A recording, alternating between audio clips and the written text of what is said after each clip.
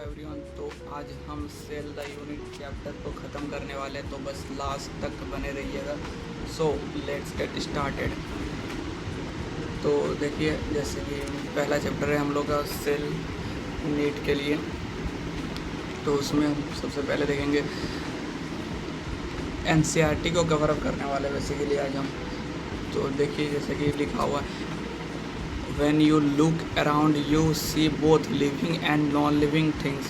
You must have wonder and ask yourself what is that makes an organism living, or what is that an inanimate thing does not have which a living thing has. The answer to this is the presence of basic unit of life, the cell, in all living organism. मतलब इसमें बोला गया है कि ऐसा क्या चीज़ है जो कि लिविंग थिंग्स में प्रेजेंट है और नॉन लिविंग थिंग्स में प्रेजेंट नहीं है, जिसके कारण लिविंग थिंग्स जो है वो जीवित होता है और नॉन लिविंग थिंग्स जो है वो जीवित नहीं होता है। तो उसका आंसर भी दे चुका है एनसीईआरटी में, जो कि लिखा है सेल। क्या है? सेल। सेल की वजह से ही लिविंग ऑर्गेनिज्म जो है वो लिविंग होता है, नॉन लिविंग ऑर्गेनिज्म जो है लिविंग नहीं होता है। फिर आगे देखते हैं, all organisms are composed of cells. Some are composed of single cell or and are unicellular organism, while other like us composed of many cells are called multicellular organism. बहुत सारा ऑर्गेनिज्म जो है एक सेल से बनता है, जैसे कि एमोवा हो गया, फिर और बहुत सारा ऑर्गेनिज्म जो है अलग अलग सेल से, डिफरेंट टाइप ऑफ सेल से बनता है, तो उसको मल्टीसेलुलर कहते हैं। और जिसको जो भी सेल है यूनिसेल एक सेल से बनता है उसको यूनिसेलुलर ऑर्गेनिज्म के नाम से जानते हैं। फिर लिखा हुआ है unicellular organism are capable of. ये पूछा जाता है अगर किसी के पास एक सेल भी है तो वो क्या क्या कर सकता है। वो इंडिपेंडेंट एग्जिस्टेंस हो सकता है, परफॉर्मिंग, और फिर साथ ही साथ performing the essential functions of life. जितना भी एसेंशियल फंक्शन है लाइफ का वो सब चीज़ कर सकता है। लेकिन अगर कोई भी ऑर्गेनिज्म है जो सेल से नहीं बनता है, मतलब एक सेल से कम है, उस वो तो आपका इंडिपेंडेंट लिविंग नहीं हो सकता, दैट इज़ वो नॉन लिविंग ऑर्गेनिज्म होगा। Anything less than a complete structure of cell does not ensure independent living. Hence, cell is the fundamental structural and functional unit of living organism. समझा? फिर यहाँ से कुछ साइंटिस्ट का नाम लिखा हुआ, ये सब आप लोग को याद रखना है। जैसे कि पहला साइंटिस्ट दिया हुआ है एंटन वैन लीवेनहुक। तो ये ध्यान रखना, एंटन वैन लीवेनहुक ने पहला लिविंग सेल देखा था। पहला लिविंग सेल किसने देखा था? एंटन वैन लीवेनहुक ने पहला सेल देखा था। फिर लिखा हुआ रॉबर्ट ब्राउन ने सबसे पहले न्यूक्लियस का डिस्कवरी किया था। तो न्यूक्लियस का डिस्कवरी सबसे पहले रॉबर्ट ब्राउन ने किया था। फिर एंटन वैन लीवेनहुक ने लिविंग सेल को दिया था, और फिर लिविंग न्यूक्लियस को किसने दिया था? रॉबर्ट ब्राउन ने। फिर यहाँ है मिथियस सेल्डन, एक होगा मिथियस सेल्डन, एक होगा सेचवान। सेल्डन एंड सेचवान, ये ध्यान रखना। सेल्डन क्या था? जर्मन का बॉटनिस्ट था, जिसने ऑब्जर्व किया, examine large number of plants and observe that all plants are composed of different types of cells. देखा कि उसने ऑब्जर्व किया बहुत सारा प्लांट्स को, और देखा कि जो हर एक प्लांट से हर उसमें एक सेल नहीं, हर अलग अलग डिफरेंट टाइप्स ऑफ सेल से बनता है। ये किसने ऑब्जर्व किया था? मिथियस सेल्डन ने ऑब्जर्व किया था। एट अबाउट सेम टाइम, उसी समय में एक दूसरा साइंटिस्ट था जो कि नाम था थियोडर सेचविन नाम का साइंटिस्ट था,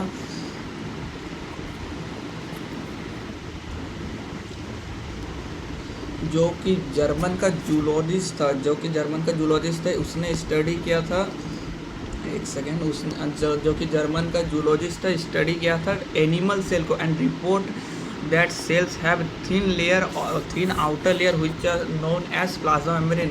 जर्मन सेचुअन ने ऑब्जर्व किया था, एक सेकेंड, जस्ट मिनट।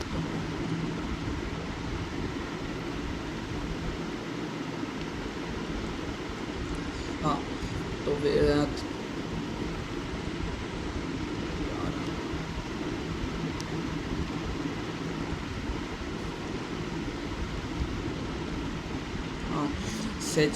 सेचुआन ने ऑब्जर्व किया था कि उसने देखा, वो था पहली बार तो वो जर्मन का जूलॉजिस्ट था, study different types of animal cell and report that cells have thin outer layer which is known as plasma membrane. तो थियोडर सेचुआन ने कहा था कि उसने एनिमल सेल को ऑब्जर्व किया था और देखा कि एनिमल सेल का सबसे आउटर मेम्ब्रेन जो है प्लाज्मा मेम्ब्रेन होता है, उसमें सेल मेम्ब्रेन नहीं होता है, ठीक है, मतलब सेल वाल नहीं होता, सेल मेम्ब्रेन होता है। और उसने ये भी कंक्लूड किया कि जो प्लांट है, प्लांट में आउटर लेयर होता है सेल वाल, तो इस प्लांट में आउटर लेयर सेल वाल किसने बताया था? सेचुआन ने बताया था। ये चीज़ याद रखना है, इस चीज़ को ध्यान रखना है। फिर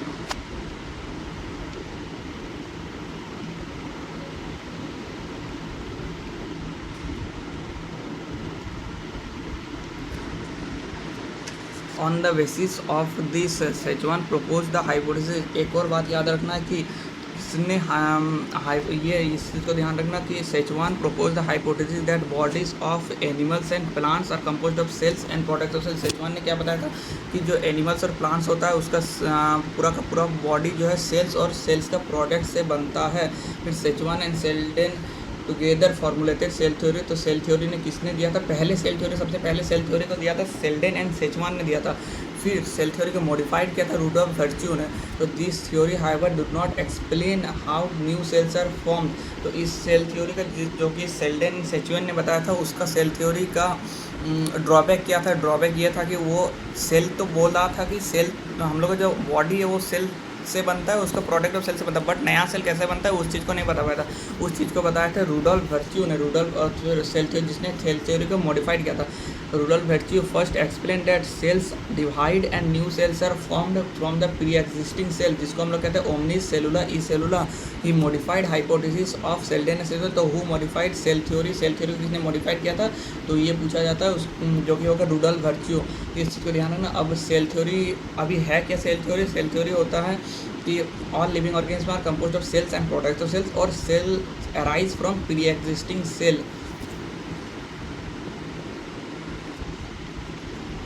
आगे देखें तो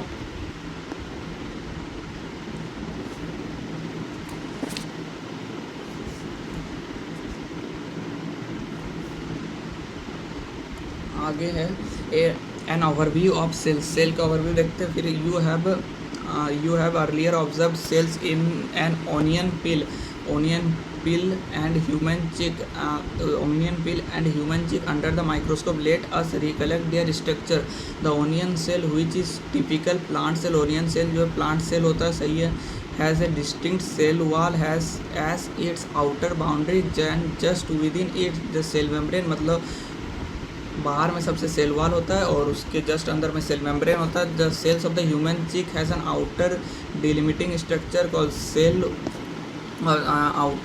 outer membrane as a delimiting structure. जो ह्यूमन चीक होता है उसका सबसे बाहर जो सेल मेम्ब्रेन होता है, सेल वाल नहीं होता। इनसाइड ईच सेल इसे dense membrane bound structure called nucleus. जो हर एक सेल होता है उसके बीच में जो प्रेजेंट होता है वो न्यूक्लियस होता है। This nucleus contents chromosome. Nucleus के अंदर में क्रोमोजोम होता है। Which in turn content genetic material. मतलब न्यूक्लियस है, न्यूक्लियस के अंदर न्यूक्लियस होता है, न्यूक्लियस के अंदर क्रोमोजोम होता है, क्रोमोजोम के अंदर जेनेटिक मटेरियल होता है जो कि आरएनए एंड डीएनए होगा, जो कि डीएनए या फिर आरएनए भी बोल सकते हैं, किसी किसी में एक्ट करता है। Cells that have membrane bound nuclei are called eukaryotic cell. Cell जिसमें मेम्ब्रेन बाउंड ऑर्गेनेली या फिर न्यूक्ली होता है उसको हम लोग यूकैरियोटिक सेल के नाम से जानते हैं। And that lack membrane bound nucleus called prokaryote. जिसमें सेल में न्यूक्लियस का मतलब न्यूक्लियर मेम्ब्रेन नहीं होता उसको बोलते हैं प्रोकैरियोटिक सेल। जिसमें न्यूक्लियर मेम्ब्रेन होता है उसको बोलते हैं हम लोग यूकैरियोटिक सेल। फिर in both eukaryotic and prokaryotic cell semi fluid matrix called cytoplasm occupies the volume of the cell. तो प्रोकैरियोटिक और यूकैरियोटिक दोनों में साइटोप्लाज्म होता है। ध्यान रखना है इसमें difference between prokaryotic and eukaryotic cells में ये सब चीज़ काम आता है। The cytoplasm is the main arena of cellular activity. ये बहुत ही इंपॉर्टेंट बात है। Various chemical reaction occur to keep the cell in living state. Assertion reason बन सकता है इसमें। Inside the nucleus, the eukaryotic cells have membrane bound organelle called organelles like endoplasmic reticulum हो गया, गोल्जी बॉडीज़ हो गया, लाइसोसोम हो गया, माइटोकॉन्ड्रिया हो गया, माइक्रो बॉडीज़ हो गया, वैक्यूल्स हो गया। प्रोकैरियोटिक सेल का बात करें तो उसमें मेम्ब्रेन बाउंड ऑर्गेनेल्स नहीं होता है। फिर the ribosomes are non-membrane bound organelles found in all cells both eukaryotic and prokaryotic. जो राइबोसोम्स है वो भी होता है तो cell organelle, but membrane bound cell organelle नहीं होता है, जो कि आपका राइबोसोम्स और राइबोसोम जो है प्रोकैरियोट और यूकैरियोट दोनों में प्रेजेंट होता है। लेकिन याद रखना इसमें नॉन मेम्ब्रेन बाउंड ऑर्गेनेल ही होता है। within the cell ribosomes are found not only in the cytoplasm but also within the two organelles chloroplast and mitochondria with cell के अंदर में ribosomes are not found only in the cytoplasm but also within the organ chloroplast mitochondria and endoplasmic reticulum. Cell ribosomes कहाँ का present होता है eukaryotic cell में, तो वो है साइटोप्लाज्म और रफ इंडोप्लाज्मिक रेटिकुलम में हो सकता है, क्लोरोप्लास्ट में हो सकता है, माइटोकॉन्ड्रिया में हो सकता है। और एनिमल सेल का बात करें तो animal cell contain another non membrane bound organelle called centrosome which help in cell division. तो सेंट्रोसोम का काम क्या होता है, सेल डिवीजन में हेल्प करता है, ये ध्यान रखना है। Cells differ greatly in size shape activities. Cell इससे बात है भाई। For example mycoplasma the smallest cell are 0.3 micrometre in length, while bacterial cell का अगर बात करें तो बैक्टीरियल सेल का साइज कितना होता है, बैक्टीरियल सेल का साइज होता है 3 to 5 माइक्रोमीटर का साइज होता है।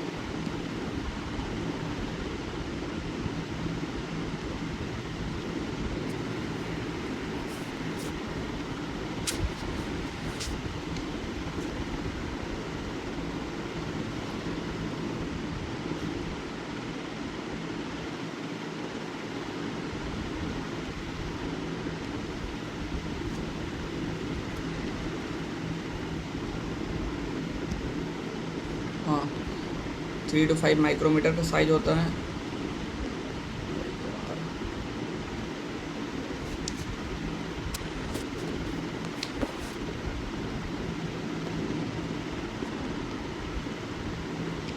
थ्री टू फाइव माइक्रोमीटर का साइज होता है।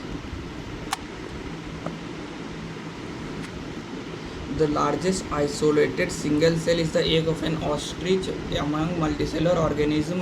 Human red blood cells are 7 micrometer in diameter. Nerve cells are some of the longest cell. Cells also vary greatly in shape. They may have disc-like structure, polygonal, columnar, cuboid, thread-like structure, even irregular. The shape of the cell may vary within the function they perform. Cell का shape जो अलग अलग हो सकता है। तो यहाँ पर कुछ डायग्राम दे रखा है, इसको ध्यान रखना है। जैसे कि ये हो गया रेड ब्लड सेल हो गया, ये हो गया वाइट ब्लड सेल, ये कॉलमनार सेल हो गया, ये नर्व सेल हो गया, ये ट्रैकिड का सेल हो गया, ये मीजोफिल का सेल हो गया।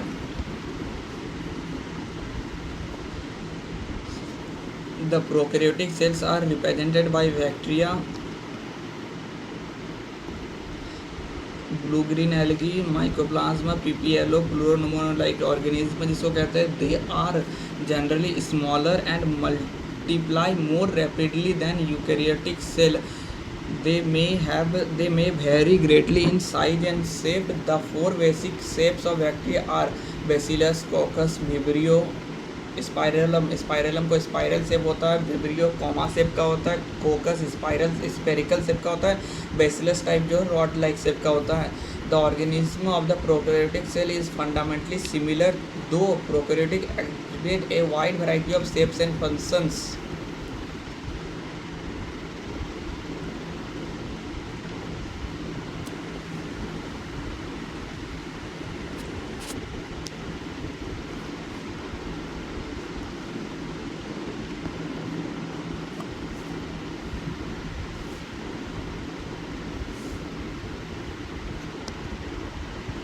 Prokaryotic have cell wall surrounding the cell membrane. तो प्रोकैरियोट में भी सेल वॉल होता है।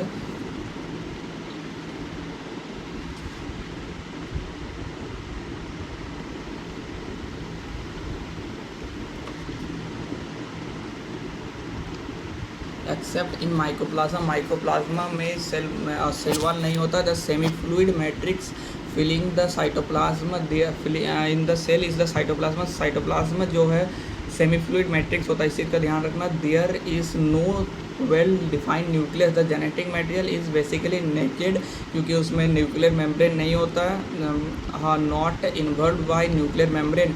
In addition to the genomic DNA the single chromosome circular DNA, many bacteria have small circular DNA outside the genomic DNA, जो कि हम लोग उसे कहते हैं हाँ this small DNA are called plasmid, इसको हम लोग प्लाज्मिड के नाम से जानते हैं। The plasmid DNA contents the plasmid DNA confers certain unique phenotypic characters to such bacteria. One such character is the resistance to antibiotics. In higher classes, you will learn that this plasmid DNA is used to monitor bacterial transformation with foreign DNA. The nuclear membrane in eukaryotic, the nuclear membrane is found in eukaryote. Nuclear membrane eukaryote में होता है. No organelles like the ones in eukaryote are found in prokaryotic cells except ribosomes. Prokaryote have something unique in the form of inclusions. The specialized differentiated form of cell membrane called mesosome is the characteristics of prokaryote. Mesosome prokaryote में ही होता है, इसी का ध्यान रखना। They are essentially enfoldings of cell membrane. mesosome cell membrane से ही बनता है, उसको इंजाइमेटिक एक्टिविटी को बढ़ाने के लिए होता है बेसिकली। मोस्ट प्रोकैरियोटिक सेल, इस ये डायग्राम ध्यान रखना, इससे क्वेश्चन पूछा जाता है कि यूकैरियोटिक सेल का साइज़ कितना होता है, 10 से 20 माइक्रोमीटर का होता है। बैक्टीरिया का बात करें, बैक्टीरिया 1 to 2 माइक्रोमीटर का होता है। पीपीएलओ का बात करें, पीपीएलओ 0.1 माइक्रोमीटर होता है। वायरस सबसे छोटा होता है, 0.02 to 0.2 माइक्रोमीटर का होता है।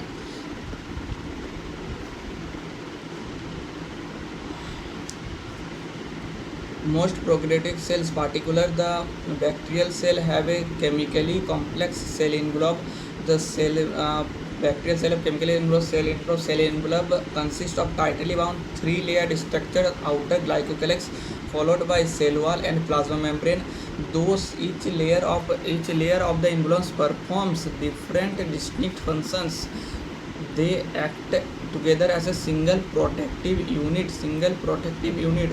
Bacteria can be classified into two groups on the basis of difference of the cell envelopes and the manner in which they respond to the staining produced developed by gram via. Those that take up gram stain are gram positive, and on the other that do not, called gram negative bacteria.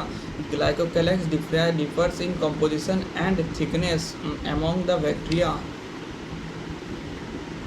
Glycocalyx का thickness जो है very कर सकता है among the bacteria.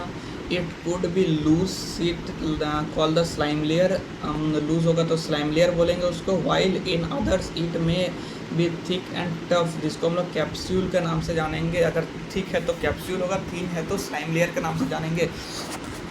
The cell wall determines the shape of the cell and provides strong structural support to prevent bacteria from bursting and collapsing. The plasma membrane is selective permeable होता है, semi permeable. Second option अगर होगा तो semi permeable दे सकते हैं, लेकिन first option selective permeable ही होना चाहिए in nature and interacts outside the world. This membrane is similar structure to that of the eukaryote. A special membrane structure called mesosome, which is formed by the extension of the plasma membrane into the cell. This plasma membrane into the cell होगा, अब outside the cell नहीं होगा इसमें. In this extension are in the form of vesicles, tubules, lamella. They help in cell wall formation. Mesosome का क्या क्या function है वो दिया हुआ है यहाँ पर.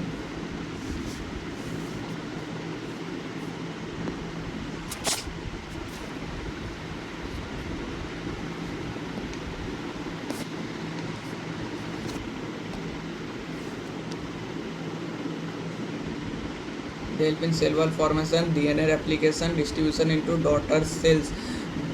They also help in respiration में भी हेल्प करता है, secretion process में भी हेल्प करता है. To increase the surface area of the plasma membrane for enzymatic content. In some prokaryotes like cyanobacteria, there are outer membranous extension other membranous extension into the cell call chromatophore. Chromatophore जो है cyanobacteria में present होता है, इस चीज़ का ध्यान रखना। विच कंटेन्स पिगमेंट, मतलब यानी कि उसके अंदर क्रोमेटोफोर जो साइनोबैक्टीरिया में प्रेजेंट होता है उसके अंदर पिगमेंट होता है, मतलब वो फोटोसिंथेसिस करेगा। इसी के कारण साइनोबैक्टीरिया जो है फोटोसिंथेसिस करता है, ऑक्सीजनिक फोटोसिंथेसिस करता है। बैक्टीरियल सेल में भी मोटाइल और नॉन मोटाइल दोनों का हो सकता है। मोटाइल भी हो सकता है अगर फ्लैजिला प्रेजेंट है तो, अगर नहीं है तो फिर उस नॉन मोटाइल हो जाएगा। लेकिन याद रखना इसमें सीलिया नहीं होगा, बैक्टीरिया में सीलिया एब्सेंट होता है। If motile they have thin filamentous extension from the cell wall called flagella. Bacteria show a range in number and different in flagella. Bacteria flagellum composed of filament, hook, basal body. The filament is the longest portion and extends from the cell surface to the outside. Basal body जो है अंदर में होता है, filament यहाँ पर होता है, फिर हुक जो सबसे ऊपर में होता है। Beside flagella, pili and fimbriae are also the surface structure of the bacteria but do not play any motility। अगर बैक्टीरिया में मोटिलिटी होगा तो बस फ्लैजिला के थ्रू ही होगा, पाइली और फिम्ब्री मोटिलिटी में हेल्प नहीं करता। The pili are the elongated tubular structure made of special protein. The fimbriae are bristle like. Fimbriae जो है ब्रिस्टल लाइक स्ट्रक्चर होता है। पाइली जो है इलोंगेटेड ट्यूबुलर स्ट्रक्चर होता है और जो कि स्पेशल प्रोटीन से बनता है। पाइली प्रोटीन से बनता है, पाइली प्रोटीन से बनता है, याद रखना। फिम्ब्री जो है ब्रिस्टल लाइक स्ट्रक्चर होता है जो कि अटैचमेंट में हेल्प करता होगा। Fimbriae are bristle like structure like fibers spreading out of the cell. In some bacteria they are known to help attach the bacteria into rocks and streams and also to the host tissue। बोले ना attachment में help करता है।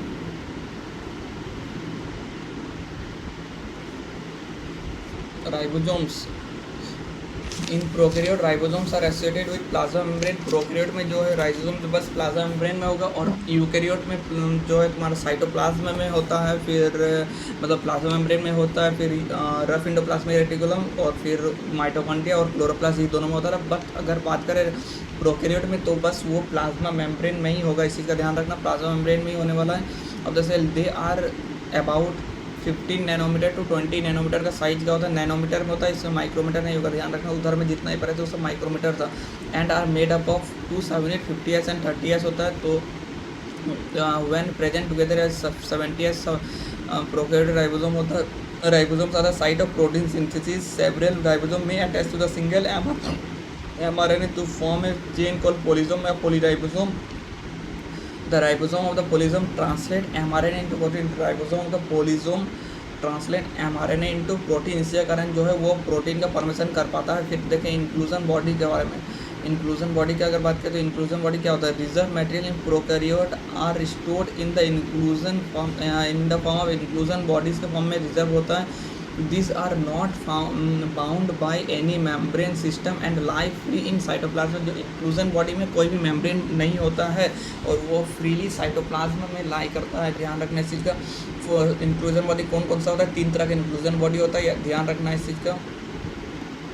एक तो होगा phosphate granules हो जाएगा, साइनोफाइसिन ग्रेन्यूल्स हो जाएगा और ग्लाइकोजन ग्रेन्यूल्स हो जाएगा। फिर फॉस्फेट ग्रेन्यूल्स, साइनोफाइसिन ग्रेन्यूल और ग्लाइकोजन ग्रेन्यूल्स। फिर gas vacuoles are found in blue green and purple green bacteria. Gas vacuole भी जो है एक तरह का इंक्लूजन बॉडी होता है, बट उसमें तुम्हारा वो होता है सराउंडेड में मेम्ब्रेन से सराउंड होता है और वो फाउंड होता है ब्लू ग्रीन बैक्टीरिया में होगा और purple and green photosynthesis bacteria में प्रेजेंट होता है। कौन? Gas vacuole.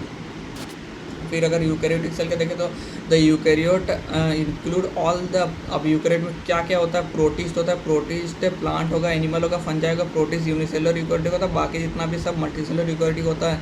In eukaryotic cell this there is an extensive compartmentalisation of cytoplasm through the presence of plasma membrane, through the presence of membrane bound organelles। eukaryotic cell possess an organized nucleus with nuclear envelope। in addition eukaryotic cells have a variety of complex locomotory and cytoskeletal structure। their genetic material are organized into chromosomes। उसका genetic material chromosomes के अंदर में होता है।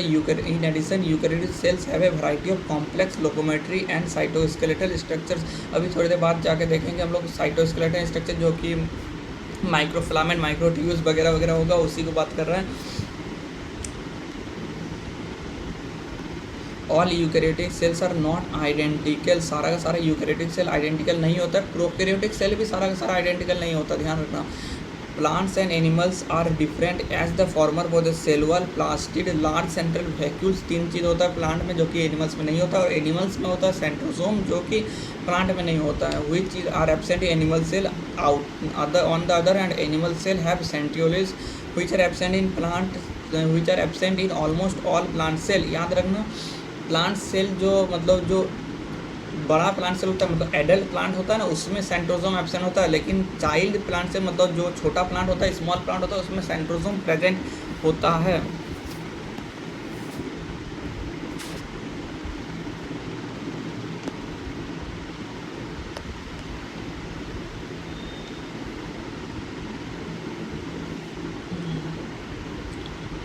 और फिर यहाँ पर यूकैरियोटिक सेल का और यूकैरियोटिक सेल का डायग्राम दिया हुआ है। प्लांट सेल का इनमें से पहला वाला है प्लांट सेल, दूसरा वाला है एनिमल सेल, जो जैसे कि देखते हैं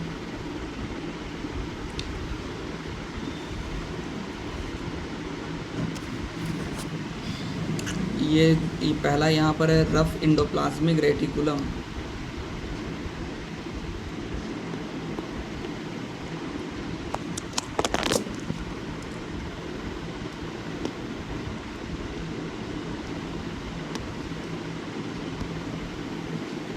यहाँ ये जो दिख रहा है ये है रफ इंडोप्लाज्मिक रेटिकुलम।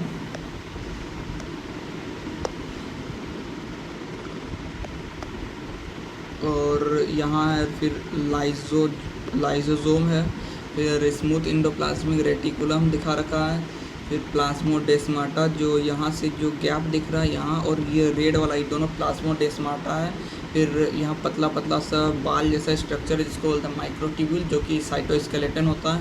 फिर यहाँ ग्रीन कलर का दिख रहा है ये पेरोक्सिसोम है। फिर अंदर का जो भी सेमी फ्लूइड मैट्रिक्स होता है जिसको साइटोप्लाज्मा कहते हैं। फिर ये क्लोरोप्लास्ट है। फिर यहाँ सबसे छोटा स्ट्रक्चर राइबोसोम, सबसे छोटा होता है राइबोसोम, ध्यान रखना इसमें ये राइबोसोम है, ये पेरोक्सिसोम है। और सबसे बड़ा स्ट्रक्चर जो कि दिख रहा है ब्राउन कलर का वो है लाइजोसोम, जो कि जिसमें एसिडिक पीएच वगैरह होता है, देखेंगे अभी। फिर ये है न्यूक्लियस, और इसके अंदर में ये जो दिख रहा है ये है न्यूक्लियोलस, और ये जो स्ट्रक्चर दिख रहा है ये है गोल्जी एपरेटस जो इससे सटा हुआ है, जिसमें ग्रीन ग्रीन बिंदु दिख रहा है वो है रफ इंडोप्लाज्मिक रेटिकुलम। और जो न्यूक्लियस से सटा हुआ है जिसमें ग्रीन बिंदु नहीं दिख रहा है जैसे कि ये वाला स्ट्रक्चर ये है स्मूथ इंडोप्लाज्मिक रेटिकुलम। और फिर ये है ये न्यूक्लियस है, और न्यूक्लियस का आउटसाइड वाला स्ट्रक्चर जो दिख रहा है वो है न्यूक्लियर इनवलप। अगर न्यूक्लियर इनवलप है मतलब यूकैरियोटिक सेल है, प्लस अगर दिख रहा है यहाँ पर क्लोरोप्लास्ट दिख रहा है यानी कि ये क्या है प्लांट सेल है। और फिर यहाँ जैसे कि दिख रहा है यहाँ पर माइटोकॉन्ड्रिया दिख रहा है। फिर यहाँ अगर प्लांट सेल है तो सबसे आउटर लेयर होगा सेल वॉल हो जाएगा। फिर यहाँ पर लार्ज सेंट्रल वैक्यूल दिख रहा है हमको। अच्छा एक चीज़ ध्यान रखना, जो प्लांट सेल होता है उसमें मेजर पोर्शन जो होता है 70% जो पोर्शन होता है वो वैक्यूल से बनता है। फिर एक सेल मेम्ब्रेन हो गया और सेल वॉल हो गया, दोनों के बीच में जो कनेक्ट होने वाला स्ट्रक्चर दिख रहा है, दोनों के बीच में जो कनेक्ट होने वाला स्ट्रक्चर दिख रहा है ये वाला स्ट्रक्चर ये है मिडिल लेमिला, ठीक है, इसको ध्यान रखना मिडिल लेमिला। और फिर उसके अंदर में देखें तो ये दिख रही है प्लाज्मा मेम्ब्रेन हो गया, बस इतना ही है। और नीचे वाला स्ट्रक्चर है एनिमल सेल का। एनिमल सेल में देखें तो गोल्जी एपरेटस प्रेजेंट होगा। फिर यहाँ एनिमल सेल में माइक्रोविलाई प्रेजेंट होता है। फिर यहाँ प्लाज्मा मेम्ब्रेन हो गया, सेल वॉल नहीं होगा। सेंट्रियोली हो गया, दो centrioles perpendicular to each other present होता है, 90 डिग्री में होता है। फिर यहाँ पेरोक्सिसोम दिख रहा है, लाइसोसोम दिख रहा है, राइबोसोम्स दिख रहा है। फिर माइटोकॉन्ड्रिया हो गया, रफ इंडोप्लाज्मिक रेटिकुलम हो गया जो कि इससे सटा हुआ है, प्लस उसमें वो राइबोसोम्स है इसलिए रफ इंडोप्लाज्मिक रेटिकुलम बोलेंगे। फिर यहाँ साइटोप्लाज्म है, फिर यहाँ न्यूक्लियस है, फिर अंदर वाला न्यूक्लियोलस हो गया, फिर उसमें बाहर वाला जो न्यूक्लियस का कवरअप करता है उसको कहते हैं हम लोग न्यूक्लियर इनवलप कहते हैं।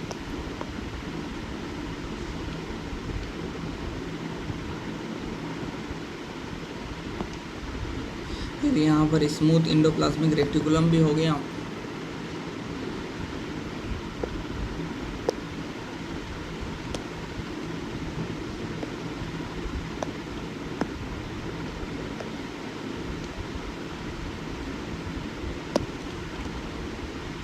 Let us now look at individual cell organelles to understand the structure and basic function. सबसे पहले देखेंगे हम सेल मेम्ब्रेन को. सेल मेम्ब्रेन की बात करें तो the detail structure of the membrane was studied only after the invent of the electron microscope.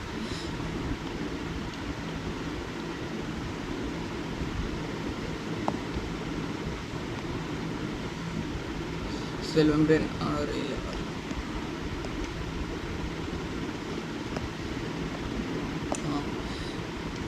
Electron microscope in 1950s. फिर meanwhile the chemical study of the cell membrane specially the human cell. Chemical study of the cell membrane specially the human red blood cell. हम लोग अभी red blood cell के बारे में पढ़ने वाले. Enable the scientist to deduce the possible structure of the plasma membrane.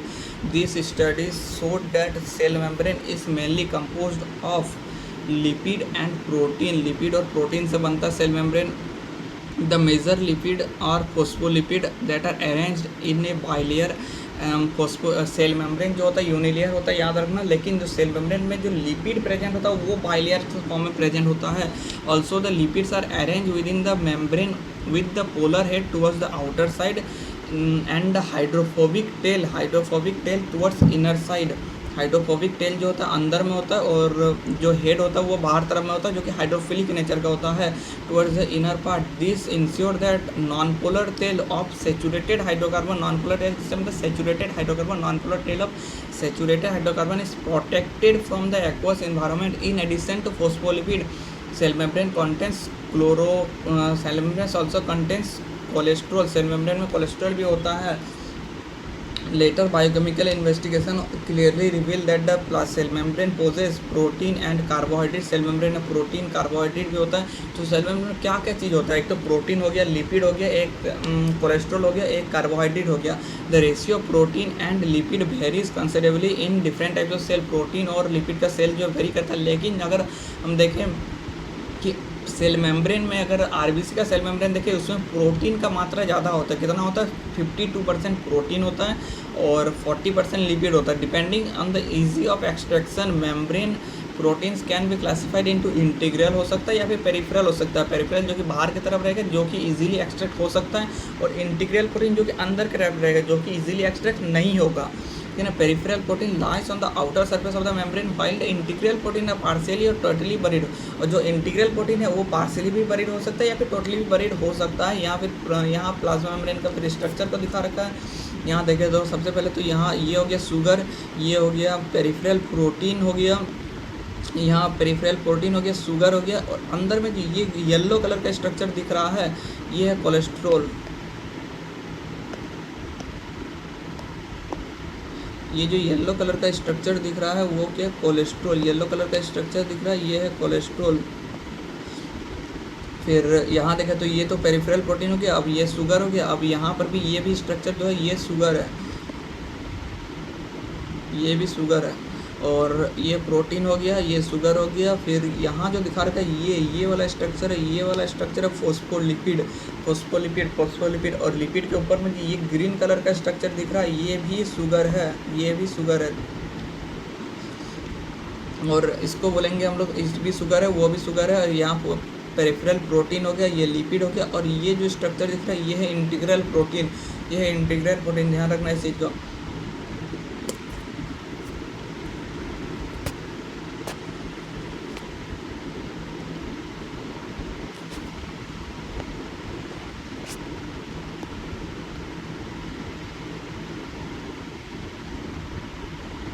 An improved model of the structure of the cell membrane was given by Singer and Nicholson, widely expected as fluid mosaic model, जिसको हम लोग fluid mosaic model के नाम से जानते हैं. According to this, the quasi-fluid nature of lipid enables the lateral movement of the protein within the overall bilayer. This ability to move within the membrane is measured as a fluidity.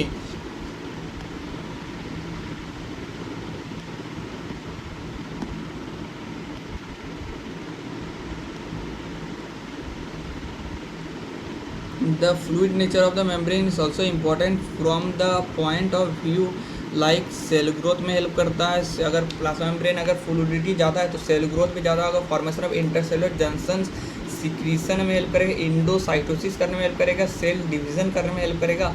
One of the most important function of the plasma membrane is the transport of molecules across it. याद रखना है इस चीज़ का, plasma membrane का main function क्या होता है, ट्रांसपोर्ट ऑफ मॉलिक्यूल्स उसके अक्रॉस में पास करना। ठीक है, the membrane is selective permeable to some molecules present outside evidence on either of his side. Many molecules can move briefly across the membrane without any requirement of energy, this is called passive transport.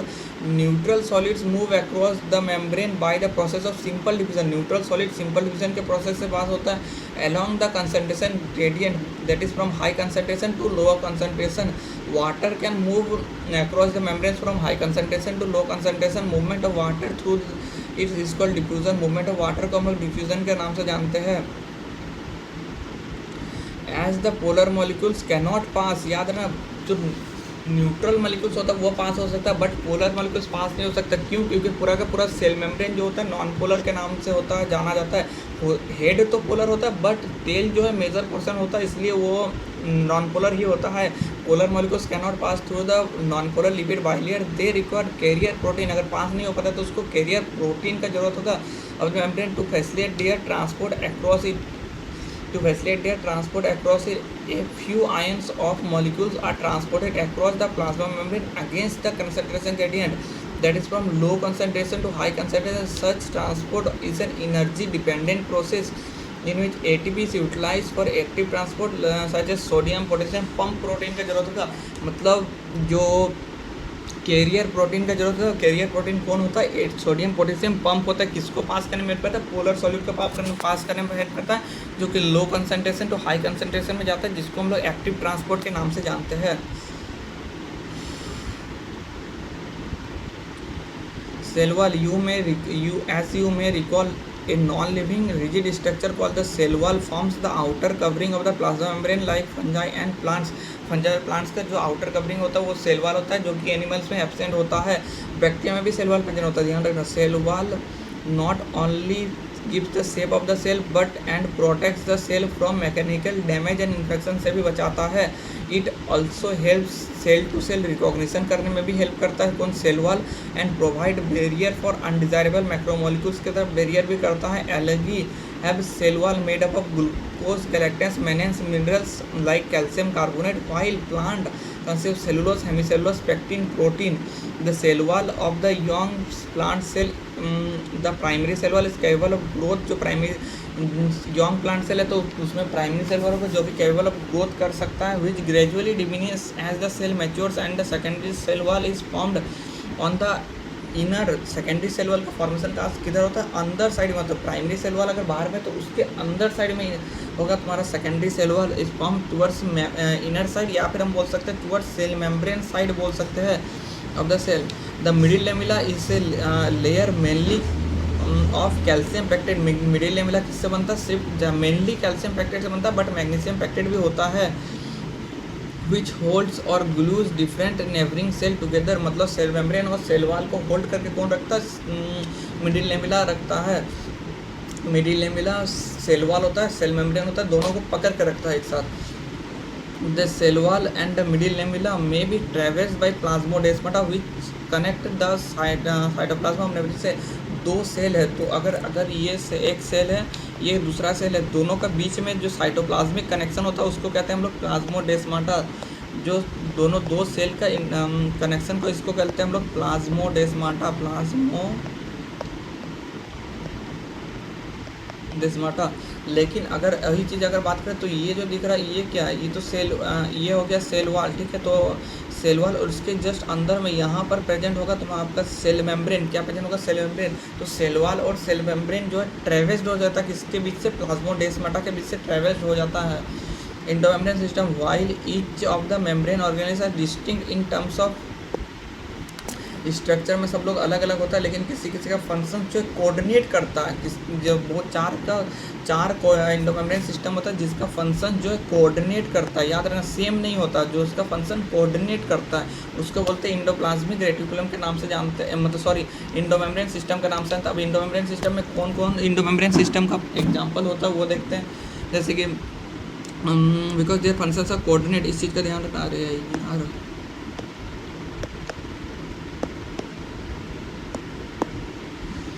जिसका functions coordinate करता है उसे endomembrane system का नाम से जानते हैं। जैसे कि एक हो गया सबसे पहले endomembrane system include endoplasmic reticulum, Golgi complex, lysosome, vacuoles.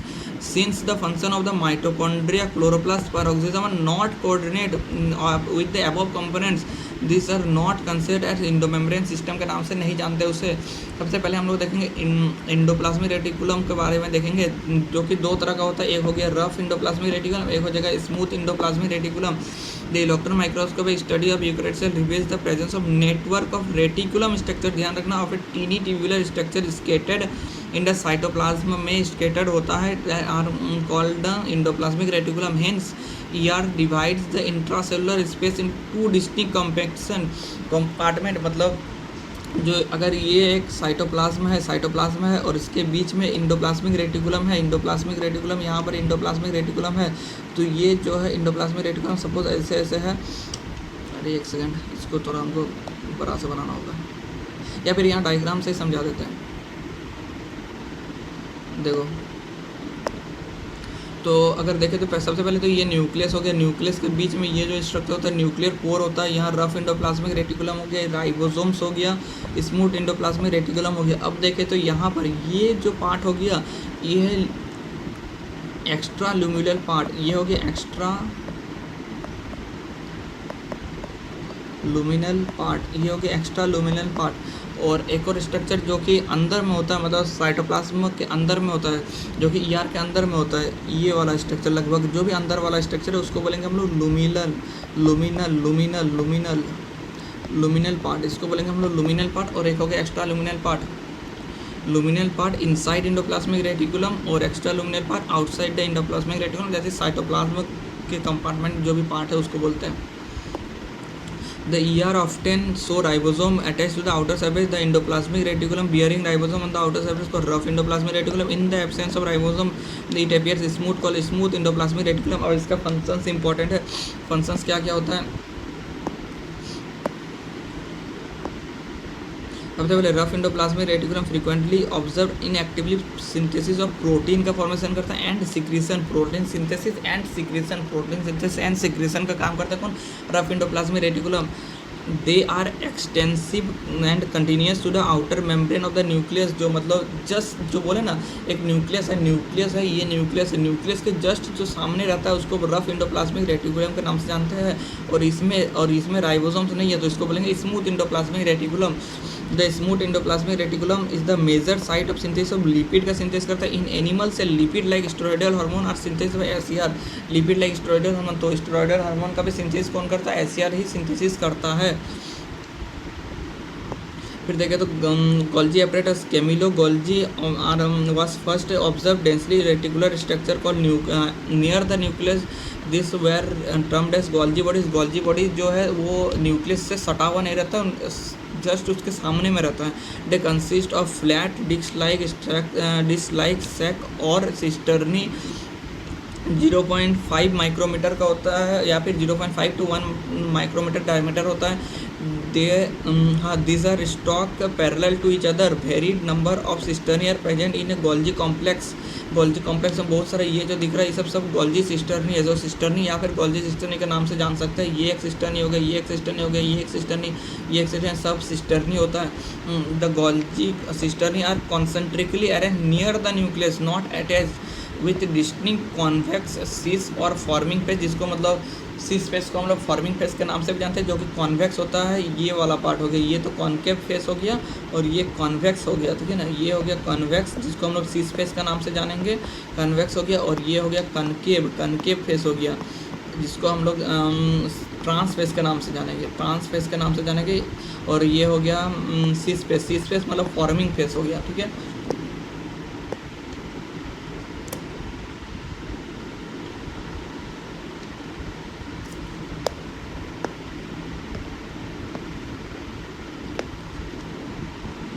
Cis face और जो और कनकेव फेस हो गया जिसको हम लोग ट्रांस फेस या फिर मैच्योरिंग फेस के नाम से जानते हैं। The cis and the trans face, the the cis and the transpace of the cell of the organelle are entirely different but are interconnected। दोनों का दोनों जो इंटरकनेक्टेड होता है लेकिन दोनों का दोनों अलग होता है, उसका फंक्शंस अलग अलग होता है। cis स्पेस का फंक्शन अलग होता है, ट्रांसपेस का फंक्शन अलग अलग होता है।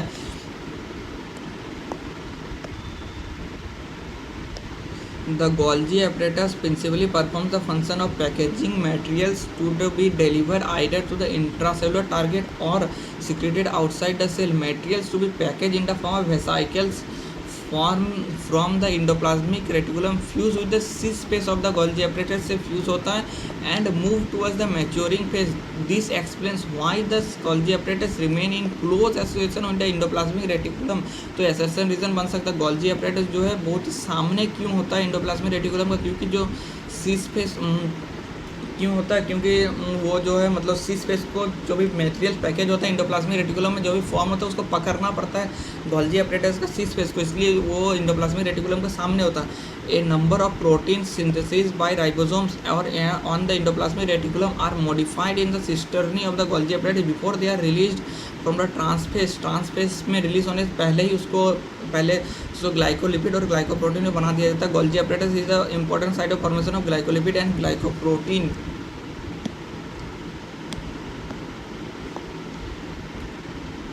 Lysosome, these are membrane bound vesicular structure formed by the process of packaging of the Golgi apparatus।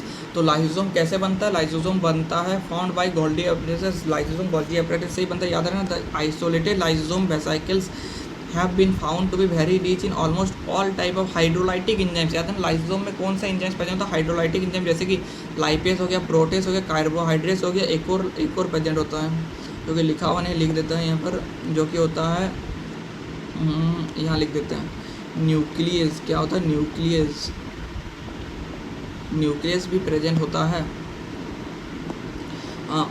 और optimal at acidic pH. PH जो होता है लाइसोसोम का एसिडिक पीएच होता है, लगभग पीएच आई थिंक 5 के आसपास पीएच होता है। 5 पीएच 5 या फिर 6 के आसपास पीएच होता है। हाँ, These enzymes are capable of digesting carbohydrate, protein, lipid और न्यूक्लिक एसिड। न्यूक्लिक एसिड को कौन डाइजेस्ट करेगा? न्यूक्लियस डाइजेस्ट करेगा। फिर वैक्यूल्स के बारे में बात करें तो वैक्यूल्स होता है, vacuole is the membrane bound space. Vacuole में मेम्ब्रेन बाउंड स्पेस होता है जिसको आई थिंक बोलते हैं टोनोप्लास्ट के नाम से जानते हैं। It contain water, SAP, excretory product. Water हो सकता है, सैप हो सकता है, एक्सक्रीटरी प्रोडक्ट जो सैप स्टोर करे उसको बोलते हैं हम लोग सैप वैक्यूल के नाम से जानते हैं। तो ये वैक्यूल भी बोल सकते हैं या फिर सैप वैक्यूल भी बोल सकते हैं इसको। और एक्सक्रीटरी प्रोडक्ट क्योंकि other materials not useful for the cell. The vacuoles are membrane bound cell organelle. Membrane bound cell हो गया और सिंगल मेम्ब्रेन बाउंड होता है जिसको हम लोग कहते हैं टोनोप्लास्ट के नाम से जानते हैं मेम्ब्रेन को। In plant cell the vacuoles contain 90% space जो है वैक्यूल का कौन कंटेन करता है? प्लांट का कौन कंटेन करता है? वैक्यूल्स कंटेन करता है of the volume of the cell. In plant the tonoplast facilitate the transport of ions and the matrix against the concentration gated into the vacuole. Hence the concentration is significantly higher in the vacuole than the cytoplasm। Cytoplasm से concentration जो vacuole का ज़्यादा होता है, vacuole में concentration ज़्यादा होता है, बट फिर भी वैक्यूल्स में ही अंदर, वैक्यूल्स के अंदर ही जितना भी मटेरियल्स है वो आता है। दैट इज आपका यह हो जाएगा एक्टिव डिफ्यूज, एक्टिव ट्रांसपोर्ट हो जाएगा। In amoeba the contractile vacuole is important for osmoregulation and excretion. Contractile vacuole present होता है किसमें? एमोबा प्रेजेंट होता है। कॉन्ट्रेक्टाइल वैक्यूल एमोबा प्रेजेंट होता है, किसका क्या फंक्शन करता है? एक्सक्रीशन का फंक्शन करता है और ऑस्मोरेगुलेशन करता है। In many cells as in protist, जैसे उसमें food vacuoles are formed by engulfing of the food. Food बाहर में कोई, यहाँ पर बाहर में फूड है, ये अंदर घुस गया, इसको इनगल्फ कर लिया तो फिर इसका और फिर अंदर में आ गया। अंदर में अब इसी को बोलते हैं हम लोग फूड वैक्यूल्स के नाम से जानते हैं। किसमें प्रेजेंट होता है? प्रोटिस्ट में प्रेजेंट होता है, ध्यान रखना।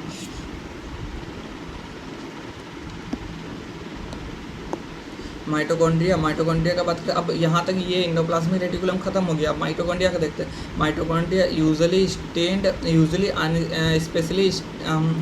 Mitochondria unless specially stained are not easily visible. Mitochondria जो है छोटा स्ट्रक्चर होता है, क्लोरोप्लास्ट और माइटोकॉन्ड्रिया। क्लोरोप्लास्ट को हम लोग स्टेन करने की कोई जरूरत नहीं है, वो लार्ज स्ट्रक्चर होता है जो कि बिना स्टेनिंग करके भी दिख सकता है। लेकिन माइटोकॉन्ड्रिया जो होता है वो छोटा स्ट्रक्चर होता है, बिना स्टेन करके नहीं दिख सकता है।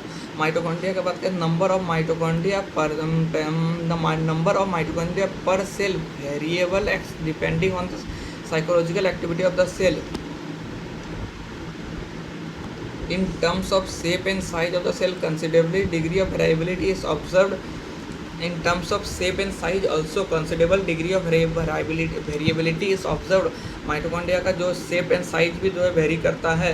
टिपिकली इट इज़ साइजेज का होता है शेप, और या फिर सिलिंड्रिकल साइजेस हो सकता है या फिर सिलिंड्रिकल हो सकता है. और माइटोकॉन्ड्रिया का डायमीटर अगर चेक करें तो 0.2 to 1 माइक्रोमीटर का डायमीटर होता है माइटोकॉन्ड्रिया का. ध्यान रखना. एवरेज अगर बात करें तो 0.5 का डायमीटर हो जाएगा, और लेंथ वाइज अगर देखें तो 1 to 4.1 माइक्रोमीटर का होता है. 1 to 4.1 माइक्रोमीटर का होता है. ईच माइटोकॉन्ड्रिया इस डबल मेम्ब्रेन. माइटोकॉन्ड्रिया जो है डबल मेम्ब्रेन स्ट्रक्चर का ध्यान रखना चाहिए.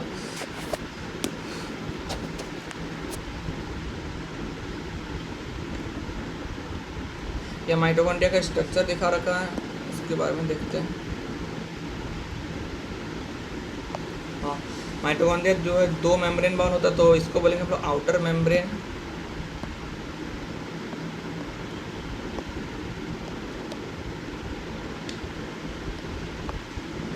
ये हो जाएगा आउटर मेम्ब्रेन, ये हो जाएगा इनर मेम्ब्रेन, और अंदर वाला स्पेस जो भी है इसको बोलेंगे मैट्रिक्स. और आउटर मेम्ब्रेन और इनर मेम्ब्रेन के बीच में जो स्पेस होता है उसको कहते हैं हम लोग इंटर मेम्ब्रेन स्पेस या फिर peri mitochondrial space. Peri mitochondrial space का नाम से भी जानते हैं. पेरी माइटोकॉन्ड्रियल स्पेस का नाम से बनता है. अच्छा छोड़ो, इसको मिटा देते हैं यहाँ से.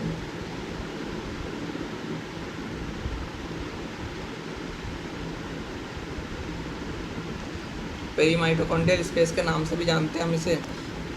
और फिर माइटोकॉन्ड्रिया का जो इनर मेम्ब्रेन में जो फोल्डिंग्स होता है उसको कहते हैं हम लोग क्रिस्टी के नाम से जानते हैं. ठीक है, ध्यान रखना इस चीज़ का.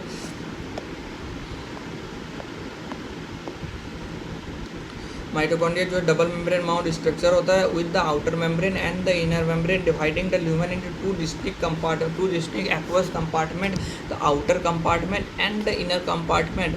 The inner compartment is filled with a dense homogeneous substance called the matrix.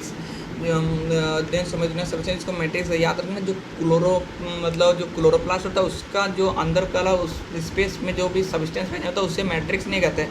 और माइटोकॉन्ड्रिया में जो प्रेजेंट होता है उसको मैट्रिक्स कहते हैं. Outer membrane forms the continuous limiting boundary of the organelle. The inner membrane forms a number of enfoldings called cristae towards the matrix. The cristae increase the surface area for enzymatic activity होगा.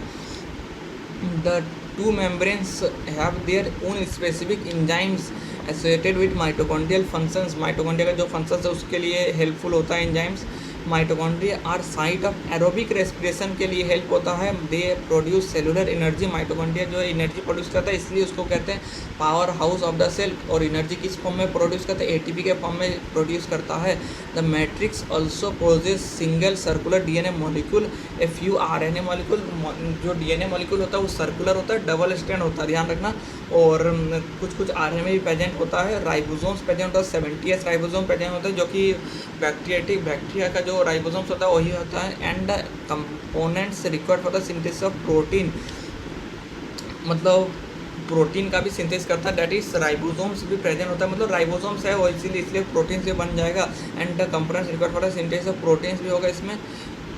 The mitochondria divide by fusion. याद रखना mitochondria कैसे divide करता है? Fusion के through करता है. Fusion के थ्रू, बाइनरी फ्यूजन के थ्रू करता है. Plastid are found in all plant cell and euglenoids. Plastid किसमें होता है? प्लांट में होता है और यूग्लिना में होता है. ठीक है ना, जब प्लांट किंगडम पढ़ेंगे बेसिकली तब देखेंगे यूग्लिना में भी प्लास्टिड वगैरह होता है. और उसमें जो प्लास्टिड होता है सिमिलर होता है प्लांट सेल का. This are easily observe under the microscope as they are large. Plastid जो है लार्ज स्ट्रक्चर होता है. They bear some specific pigments thus imparting specific colours to the plant. मतलब प्लास्टिड के अंदर में कलर प्रोवाइड करता है. ठीक है, पिगमेंट्स होता है इसलिए कलर प्रोवाइड करता है. Based on the pigments plastid are be classified as chloroplast, chromoplast, leucoplast. 3 तरह का प्लास्टिड होता है, क्लोरोप्लास्ट, क्रोमोप्लास्ट और ल्यूकोप्लास्ट. 3 तरह का प्लास्टिड हो गया. क्लोरोप्लास्ट कंटेन क्लोरोफिल होगा एंड कैरोटीनॉइड्स. क्लोरोप्लास्ट के अंदर क्या क्या हो सकता है? क्लोरोफिल भी हो सकता है, कैरोटीनॉइड भी हो सकता है. pigment which are responsible for trapping of the light energy essentially for photosynthesis. In chromoplast, fat soluble carotenoids pigments like carotene, xanthophyll and other are present. This gives the part of the plant a yellow, orange, red colour का formation करता है। याद रखना जो chlorophyll होता है उसके वजह से प्लांट में ग्रीन कलर आता है, लेकिन जो कैरोटीनॉइड्स होता है ना उसके वजह से प्लांट में red colour, yellow colour, blue colour, जो भी डिफरेंट कलर आता है वो सब कैरोटीनॉइड्स के कारण होता है। कैरोटीनॉइड्स किसके अंदर में होता है? क्रोमोप्लास्ट के अंदर में होता है। लेकिन जो क्लोरोप्लास्ट होता है, क्लोरोप्लास्ट के अंदर क्लोरोफिल, मेनली क्लोरोफिल होता है, बट कैरोटीनॉइड्स भी हो सकता है, लेकिन क्लोरोफिल ग्रीन कलर प्रोवाइड करेगा और बाकी जितना भी red colour, blue colour, orange colour, जो भी कलर दिखता है सब क्रोमोप्लास्ट के वजह से होता है। मतलब क्रोमोप्लास्ट के वजह से होता है जिसके अंदर कैरोटीनॉइड्स होता है, कैरोटीनॉइड्स की वजह से ही होता है बेसिकली। द ल्यूकोप्लास्ट का बात करें तो ल्यूकोप्लास्ट जो है कलरलेस प्लास्टिड होता है, वेराइटी अब उसका शेप एंड साइज होता है। याद रखना जो ल्यूकोप्लास्ट में कोई भी पिगमेंट नहीं होता, इसलिए वो कलरलेस होता है। और उसका बेसिकली फंक्शन क्या होता है? न्यूट्रिएंट्स को स्टोर करना, न्यूट्रिएंट्स का स्टोर करना है ल्यूकोप्लास्ट का मेन फंक्शन होता है। ठीक है, ध्यान रखना इस चीज़ का।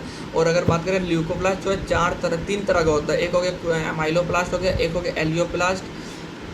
एमाइलोप्लास्ट का फंक्शन क्या था? स्टोर करता है कार्बोहाइड्रेट, स्टार्च, फिर पोटैटो का स्टोर करता है।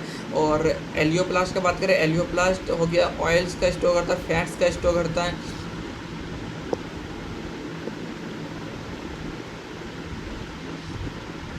तो वही चीज़ अगर देखें एलिरोप्लास्ट, एक और होता है एलिरोप्लास्ट जो कि किसका स्टोरेज करता है? प्रोटीन का स्टोरेज करता है। एलिरोप्लास्ट प्रोटीन का स्टोरेज करता है, ध्यान रखना। एलिरोप्लास्ट का किसमें स्टोर करता है? प्रोटीन का स्टोरेज करता है। एलिरोप्लास्ट प्रोटीन का स्टोरेज करता है, एलिरोप्लास्ट प्रोटीन का स्टोरेज करता है। और इलायोप्लास्ट ऑयल्स का स्टोरेज हो गया, मतलब फैट का स्टोरेज हो गया, लिपिड का स्टोरेज को बोल सकते हैं। और पोटैटो हो गया कार्बोहाइड्रेट हो गया। ठीक है, पोटैटो कार्बोहाइड्रेट, शुगर, वो सब का स्टोरेज करता है कौन? एमाइलोप्लास्ट। यहाँ क्लोरोप्लास्ट का डायग्राम दिखा रखा है, ये हो गया स्ट्रोमा लेमिला बोलते हैं इसे। फिर यहाँ थाइलाकॉइड हो गया, और फिर बहुत सारा थाइलाकॉइड अरेंज होता है एक पाइल्स में, जिसको कि ग्रेना बोलते हैं, उसे ग्रेना के नाम से जानते हैं। फिर क्लोरोप्लास्ट भी जो होता है तुम्हारा दो स्ट्रक्चर होता है, दो मेम्ब्रेन होता है, आउटर मेम्ब्रेन हो गया, एक इनर मेम्ब्रेन हो जाएगा। Majority of the chloroplast of the green plants are found in the mesophyll cells of the leave. Chloroplast जो है लीव्स में प्रेजेंट होता है। लीव्स में भी कहाँ पर होता है? मेसोफिल सेल्स में होता है। मेसोफिल जो अब दो तरह का प्लांट होता है, जैसे कि डाइकोट प्लांट, मोनोकोट प्लांट, उसमें मेसोफिल जो है डिवाइड किस में होता है, नहीं होता है, वो सब बाद में देखेंगे।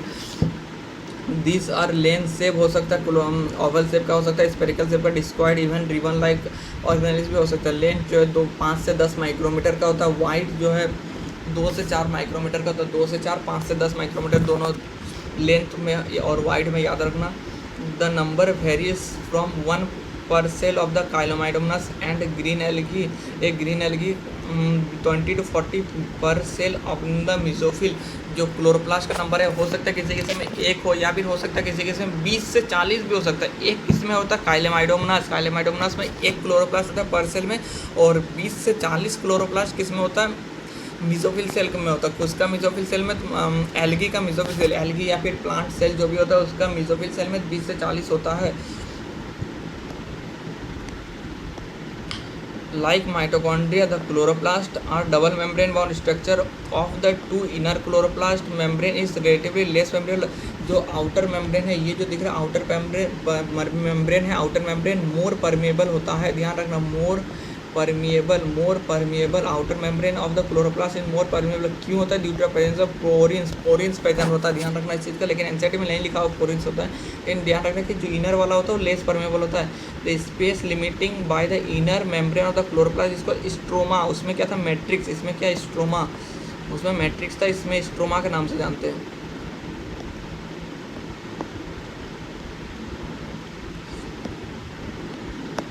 A membrane of a number of organized flattened membranous sac called thylakoid। thylakoid क्या होता है? फ्लैट membranous sac को बोलते हैं thylakoid, और उसी का अरेंजमेंट को बोलते हैं हम लोग ग्रेना। ये हो गया एक thylakoid। तो पूरा का पूरा thylakoid को हम लोग कहते हैं ग्रेना,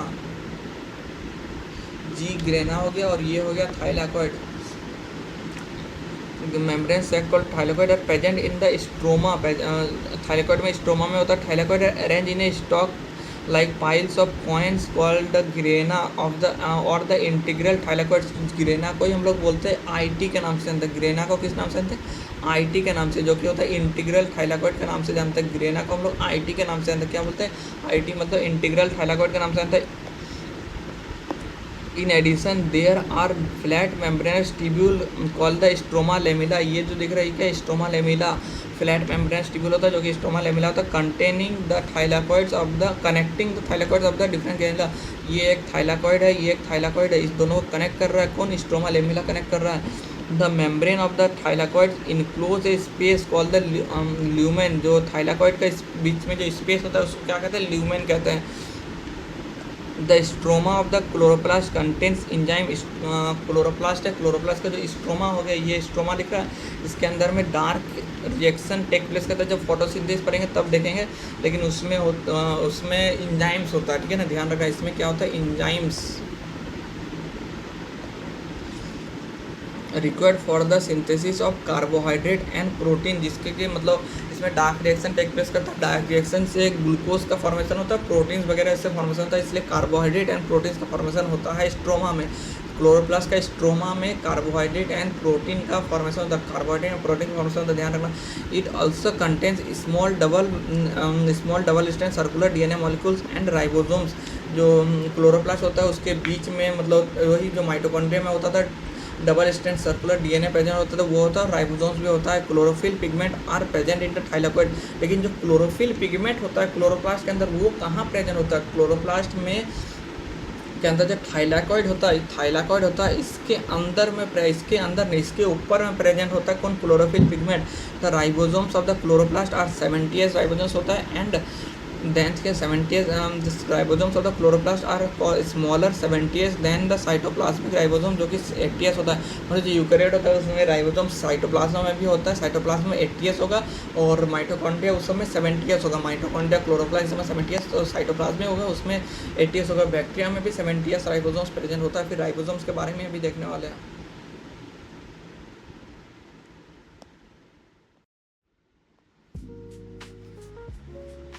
तो देखते हैं हम राइबोसोम्स के बारे में। तो ribosomes are the granular structure first observe under the electron microscope as a dense particle, जो कि जॉर्ज पैलेडी ने दिया था राइबोसोम्स को। In 1953, they are composed of ribonucleic acid and protein and not surrounded by any membrane। Ribosomes कोई भी membrane से surrounded by नहीं होता है, और राइबोसोम्स आरएनए और प्रोटीन से बनता है। किससे बनता है? आरएनए और प्रोटीन से बनता है, और प्रोटीन को बनाता भी है, ठीक है ना। फिर अगर देखें तो यूकैरियोटिक राइबोसोम्स आर 80s होता है, वाइल प्रोकैरियोटिक राइबोसोम्स जो 70s का होता है। ईच राइबोसोम्स हैज 2 सब यूनिट, 2 सब यूनिट से होता है, एक लार्ज सब यूनिट एक स्मॉलर सब यूनिट। और अगर 80s राइबोसोम्स का बात करें तो उसमें जो लार्ज सब यूनिट होता है वो 60s होता है, और स्मॉलर सब यूनिट जो होता है वो 40s का होता है। और वही अगर देखें हम 70s राइबोसोम्स का, 70s राइबोसोम में 50s लार्ज यूनिट होता है और 30s होता है स्मॉलर यूनिट। और यहाँ एस किसको रिप्रेजेंट करता है? एस रिप्रेजेंट करता है सीवेडबर्ग यूनिट। एस का मतलब होता है सीवेडबर्ग यूनिट, जो कि मेज़र करता है, इनडायरेक्टली मेज़र करता है density and size of the ribosomes, ठीक है ना। Indirectly measure density and size of ribosomes. Density और साइज को मेजर करता है, डेंसिटी और किसको मेजर करता है? साइज को मेजर करता है। याद रखना, both 70s and 80s ribosomes are composed of 2 सब यूनिट, दो सब यूनिट से बना हुआ। और एस का मतलब क्या बोले? सीवेडबर्ग यूनिट, या फिर सेडिमेंटेशन कोएफिशिएंट का नाम से भी जान सकते हैं।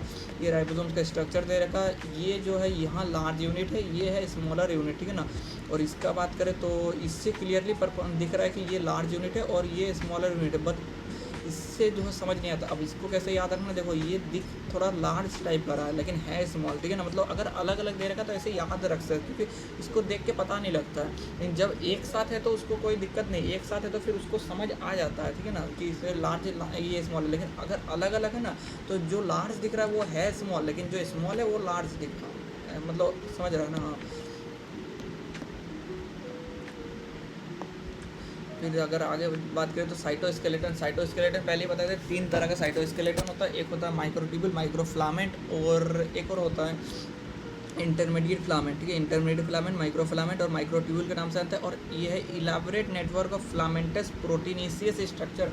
तो साइटोस्केलेटन जो है प्रोटीन से बनता है, ध्यान रखना, प्रोटीनेशियस स्ट्रक्चर होता है present in the cytoplasm present से, इस कलेक्टिवली नोन एज साइटोस्केलेटन के नाम से जानते हैं। सबको मिला के हम साइटोस्केलेटन बोलते हैं। The cytoskeleton in the cell are involve in many function such as. अब साइटोस्केलेटन का फंक्शन क्या क्या होता है? सबसे पहला मैकेनिकल सपोर्ट होगा, फिर मोटिलिटी के प्रोवाइड करता है, maintenance of the cell of the cell. अगर यहाँ देखें, यहाँ पर है ये एक सेल है, ठीक है, ये एक सेल है। अब ये मान लो साइटोस्केलेटन है, यहाँ से जैसे कि इंडोप्लाज्मिक रेटिकुलम है ना, वो भी एक साइटोस्केलेटन के जैसे, मतलब वो भी मेंटेन करता है सेल ऑफ द सेल, लेकिन इंडोप्लाज्मिक रेटिकुलम को साइटोस्केलेटन के अंदर में इंक्लूड नहीं करता, ठीक है ना। तो अगर देखें तो यहाँ पर जैसे कि साइटोस्केलेटन, मान लो ये एक साइटोस्केलेटन है, तो ये क्या करेगा, यहाँ से यहाँ तक पूरी एक शेप ऑफ द सेल देगा, पूरी एक ऐसे करके ऐसे मेंटेन कर रहा है ना, तो शेप ऑफ द सेल देगा भी, प्लस मेंटेन भी करेगा और मैकेनिकल सपोर्ट भी दे रहा है सेल को, और साथ ही साथ इसमें मोटिलिटी में भी हेल्प करता है, ध्यान रखना, इसको मोटिलिटी में भी हेल्प करता है। तो ये क्या है, साइटोस्केलेटन मतलब CS है, ठीक है।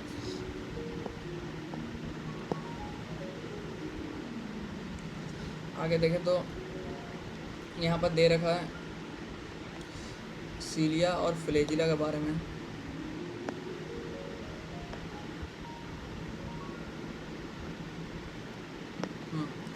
देखो पहले तो हम लोग अभी सीलिया और फ्लैजिला के बारे में देखते हैं, फिर सेंट्रोसोम्स के बारे में देखेंगे। तो सीलिया फ्लैजिला बेसिकली होता क्या है? सबसे पहले बात तो सीलिया और फ्लैजिला याद रखना, सीलिया जो है सिर्फ यूकैरियोटिक में प्रेजेंट होता है, और फ्लैजिला जो होता है यूकैरियोट और प्रोकैरियोट दोनों में प्रेजेंट होता है। और सीलिया जो है मूवमेंट में हेल्प करता है, और फ्लैजिला जो है प्रोकैरियोट में मूवमेंट में हेल्प करता था। और सीलिया और फ्लैजिला जो होता है आउटग्रोथ होता है, कहाँ से? हेयर लाइक आउटग्रोथ होता है सेल मेम्ब्रेन से, और बैक्टीरिया में सेल वॉल से जो है एक्सटेंशन सा। सीलिया आर स्मॉल स्ट्रक्चर, अच्छा सॉरी, सीलिया जो होता है स्मॉल होता है, फ्लैजिला जो होता है लार्ज होता है। Cilia are small structure which work like oars causing the movement of either the cell, cell का मूवमेंट करेगा या फिर जो उसका सराउंडिंग फ्लूइड होता है उसका मूवमेंट कर सकता है। और अगर देखें तो फ्लैजिला, फ्लैजिला जो होता है सीलिया से थोड़ा सा लार्ज होता है, कंपेरेटिवली लॉन्गर होता है, and responsible of cell movement, सिर्फ उस सेल का मूवमेंट में हेल्प करता है। जो आउटर फ्लूइड होता है उसका मूवमेंट नहीं करता, उसका मूवमेंट सीलिया करता है। सीलिया जो है सेल का भी मूवमेंट करता है प्लस आउटर फ्लूइड का भी मूवमेंट करता है, ठीक है ना। अगर देखें फिर तो यहाँ क्या है, the prokaryotic bacteria, the prokaryotic bacteria also possess cilia but this are structurally different from that of eukaryotic flagella. जो फ्लैजिला होता है, फ्लैजिला जो होता है प्रोकैरियोट और यूकैरियोट दोनों में प्रेजेंट होता है, बट जो दोनों का जो स्ट्रक्चर होता है वो डिफरेंट होता है। वही अगर हम देखें तो एक और चीज़ था राइबोसोम्स, राइबोसोम्स भी प्रोकैरियोट और यूकैरियोट में प्रेजेंट होता था। और एक और चीज़ जो कि दोनों में प्रेजेंट होता था वो क्या था, साइटोप्लाज्म, साइटोप्लाज्म भी जो है प्रोकैरियोट और यूकैरियोट में प्रेजेंट होता है। और सेल मेम्ब्रेन, सेल मेम्ब्रेन भी देखें तो सेल मेम्ब्रेन भी यूकैरियोट और प्रोकैरियोट में प्रेजेंट होता है, वो स्ट्रक्चरली दोनों सेम होता है, बट यहाँ क्या स्ट्रक्चरली डिफरेंट होता है। कौन? फ्लैजिला, ध्यान रखना इस चीज़ का। और अगर आगे देखें तो ये जो दिख रहा है ये है सीलिया का डायग्राम दे रखा है, ये इलेक्ट्रॉन माइक्रोस्कोप का डायग्राम है, ठीक है ना, इलेक्ट्रॉन माइक्रोग्राफ का डायग्राम है। और ये अगर देखें तो मतलब ये ऐसी तरह बनाया हुआ डायग्राम है ताकि समझ पाए डायग्राम, ठीक। Representation of internal structure of सीलिया flagella देखा रखा है। अब देखो ये जो दिखा रखा है ये क्या है, ये है रेडियल स्पोक, इसका कलर चेंज कर लेते थोड़ा, ये है ये है रेडियल स्पोक, रेडियल स्पोक होता है। और ये जो दिखा रखा है ये क्या है, ये है सेंट्रल सीट, यहाँ से यहाँ तक सेंट्रल सीट, यहाँ से यहाँ तक क्या सेंट्रल सीट है, ठीक है। और सेंट्रल सीट, दो सेंट्रल सीट होता है जो कि एक पेयर में होता है। और ये जो दिखा रखा है सेंट्रल माइक्रोट्यूब्यूल है, और ये सब है peripheral microtubule, peripheral microtubule duplet के फॉर्म में प्रेजेंट होता है। और ये सेंट्रल माइक्रोट्यूब्यूल जो होता है सिंगलेट के फॉर्म में प्रेजेंट होता है, सिंगलेट के फॉर्म में प्रेजेंट होता है। ये पेरिफेरल माइक्रोट्यूब्यूल जो है डुप्लेट के फॉर्म में प्रेजेंट होता है। और ये जो है प्लाज्मा मेम्ब्रेन हो गया बीच का स्पेस, जो मतलब एक्चुअली जो प्लाज्मा मेम्ब्रेन होता है ये ग्रीन जैसा स्ट्रक्चर था, ये प्लाज्मा मेम्ब्रेन है, बट ये थोड़ा सा अंदर दिखा रखा, कोई दिक्कत नहीं है। और जो पेरिफेरल माइक्रोट्यूब्यूल्स होता है वो दोनों जन सब लोग जो है इंटरकनेक्टेड होता है बाई इंटरड्यूप्लेट ब्रिज, इंटरड्यूप्लेट ब्रिज से कनेक्टेड होता है। अब यहाँ डुप्लेट क्यों बोला, क्योंकि जो पेरिफेरल माइक्रोट्यूब्यूल है ना सब दो में है, डुप्लेट है, इसलिए इसको बोला इंटरड्यूप्लेट ब्रिज। और फिर हम लोग देखेंगे अभी सेंट्रोसोम देखेंगे, उसमें प्रेजेंट होगा इंटरट्रिप्लेट ब्रिज के नाम से, तो उसको अलग नाम भी बोलता है लेकिन उसको इंटरट्रिप्लेट ब्रिज ही बोल सकते हैं, ठीक है ना। हाँ, तो बस इतना ही है डायग्राम में। एक चीज़ ध्यान रखना, जो इसमें जो होता है ना, जैसे कि तुम्हारा पेरिफेरल माइक्रोट्यूब्यूल से उसका नंबर भी याद रखना है, कितना होता है 1 2 3 4 5 6, 1 2 3 4 1 2 3 4 5 6 7 8 9 9 जो है तुम्हारा जाके पेरिफेरल माइक्रोट्यूब्यूल होता है और 2 के फॉर्म में। तो इसका जो अरेंजमेंट होता है वो होता है 9+2 अरेंजमेंट होता है, जिसको हम लोग 9+2 एरे के नाम से भी जानते हैं। 9+2 अरेंजमेंट होता है, ध्यान रखना इस चीज़ का। मैं यहाँ लिख भी देता हूँ, 9+2 के फॉर्म में होता है। और रेडियल स्पोक का भी जो नंबर होता है वो भी 9 होता है। रेडियल स्पोक भी 9 पेज होता है। हर एक रेडियल स्पोक जो है पेरिफेरल माइक्रोट्यूब्यूल्स का जो डुप्लेट है उससे सिंगल से एक से रेडियल स्पोक निकलता है।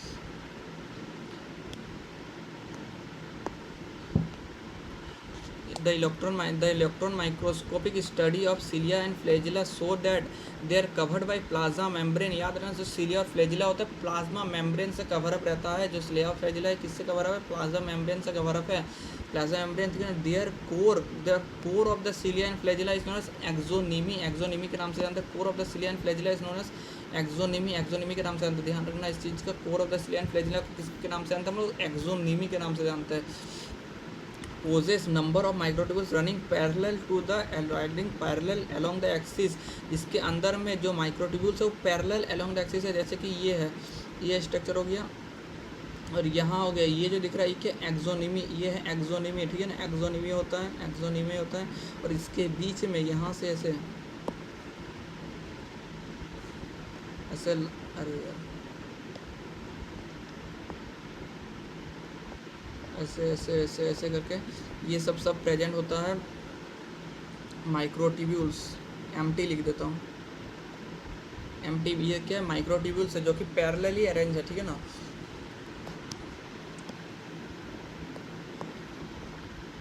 The axonomy usually has 9 duplet of radially arranged peripheral microtubules and a pair of centrally located microtubules। centrally located कितना होता है? एक पेयर में होता है जो कि सिंगलेट होता है। Such an arrangement of the axonomic tubules is referred to 9+2 array। The central tubules are connected by the bridge। central tubules होता है वो connected होता है। central tubules are connected by a bridge and also enclosed by sheath, जो कि central seat के नाम से जानते हैं। और सेंट्रल ट्यूब्यूल्स जो एक दूसरे से किससे कनेक्टेड होता है? एक ब्रिज से कनेक्टेड होता है।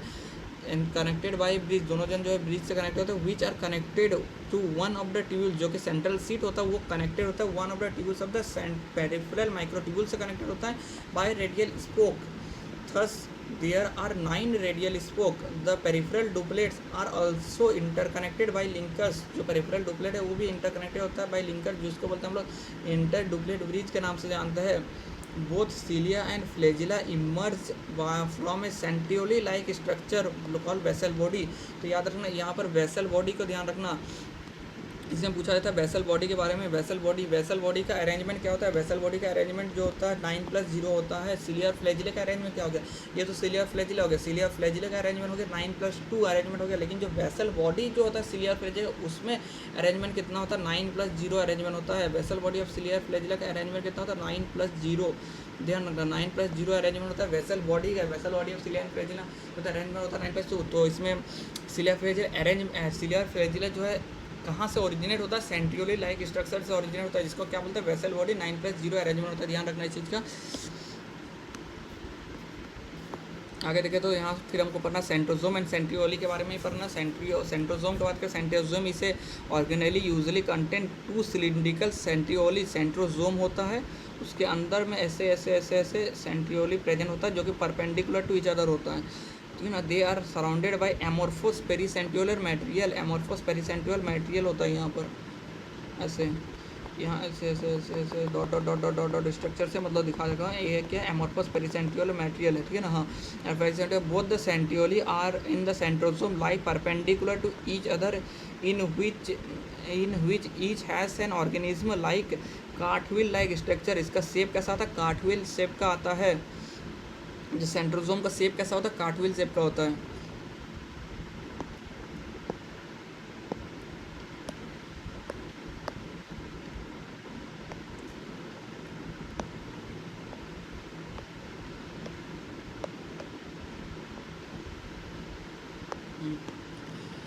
कार्टविल शेप का होता है जो कि made up of 9 evenly space peripheral fibres of tubulin protein. जो ऐसे हो गया जैसे कि इसमें देखे थे, इसमें एक प्रेजेंट होगा, एक ऐसे ऐसे 1 2 3 4 5 6 7 8 9 होगा। उसमें डुप्लेट था, इसमें प्रेजेंट होगा ट्रिपलेट होता है 1 2 3। 1 2 3 3 ट्रिपलेट है, ऐसे यहाँ पर भी ट्रिपलेट होगा, यहाँ पर भी ट्रिपलेट, यहाँ पर भी ट्रिपलेट ट्रिपलेट ट्रिपलेट, तो 9 प्लस मतलब यहाँ ट्रिपलेट के फॉर्म में होता है और बीच में जो सेंटर में कुछ भी नहीं होता है, सेंटर में कुछ भी नहीं होता है, इसलिए 9 प्लस 0 अरेंजमेंट का नाम से अंत है। 9 प्लस 0 अरेंजमेंट का नाम से अंत है। 9 प्लस 0 अरेंजमेंट प्रेजेंट होता है जो कि वेसल बॉडी ऑफ सिलियर फ्लैजिला में भी था। ईच द पेरिफेरल 9 इवेलेंस पे जो कि अच्छा ये बनता किससे, ये ट्यूबुलिन प्रोटीन से बनता है। ये किससे बनता है, ट्यूबुलिन प्रोटीन से बनता है, ट्यूबुलिन प्रोटीन से बनता है, ध्यान रखना इस चीज़ का। Each of the peripheral fibril are triplet, 3 होता है, ट्रिपलेट फॉर्म में प्रेजेंट होता है। इसको मिटा देता हूँ एक second.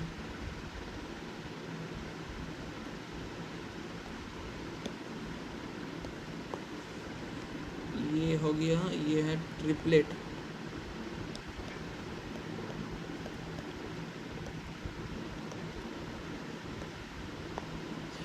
Each of the peripheral microtubules are micro peripheral triplet are triplet, the adjacent triplets are also linked. जो एडजेसेंट ट्रिपलेट होता है ये भी एक दूसरे से लिंक्ड होता है, जिसको बोलते हैं इंटर ट्रिपलेट ब्रिज के नाम से जानते हैं।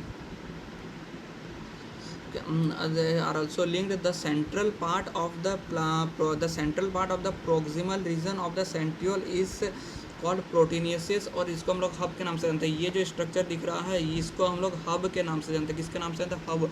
इसको हम लोग हब के नाम से जानते हैं।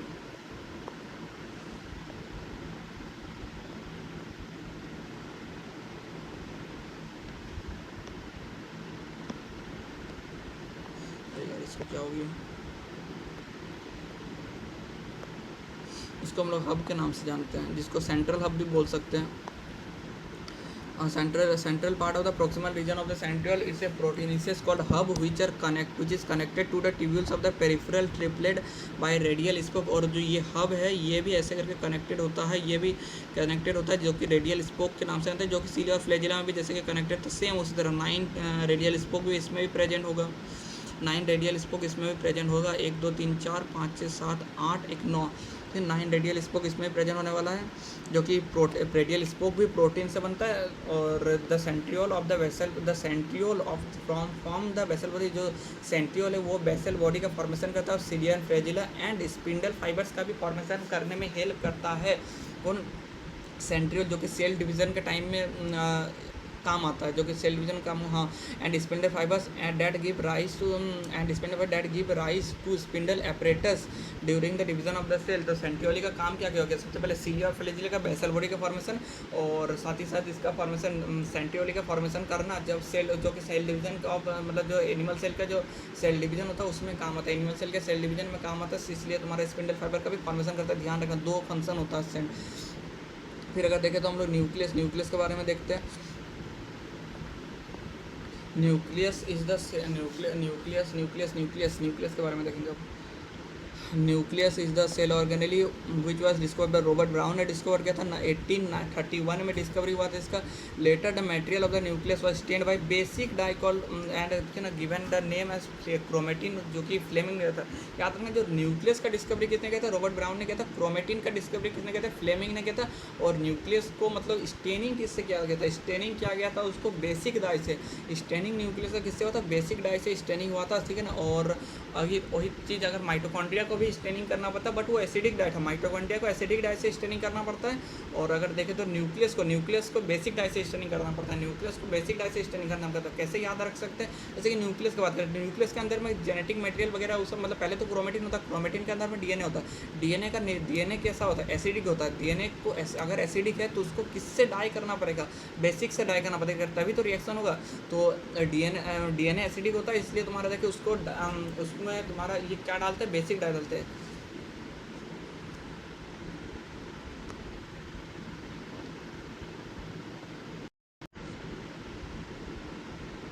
अब अगर देखें तो यहाँ पर न्यूक्लियस का स्ट्रक्चर दे रखा है। सबसे पहले अगर अंदर वाला जो पार्ट होता है न्यूक्लियस का उसको बोलते हैं न्यूक्लियोप्लाज्म। फिर ये जो स्ट्रक्चर दिख रहा है ये क्या है, न्यूक्लियोलस, ये है न्यूक्लियोलस। और मतलब न्यूक्लियस के अंदर में न्यूक्लियस होगा और बीच बीच में तो ये न्यूक्लियर मेम्ब्रेन है, ठीक है ना।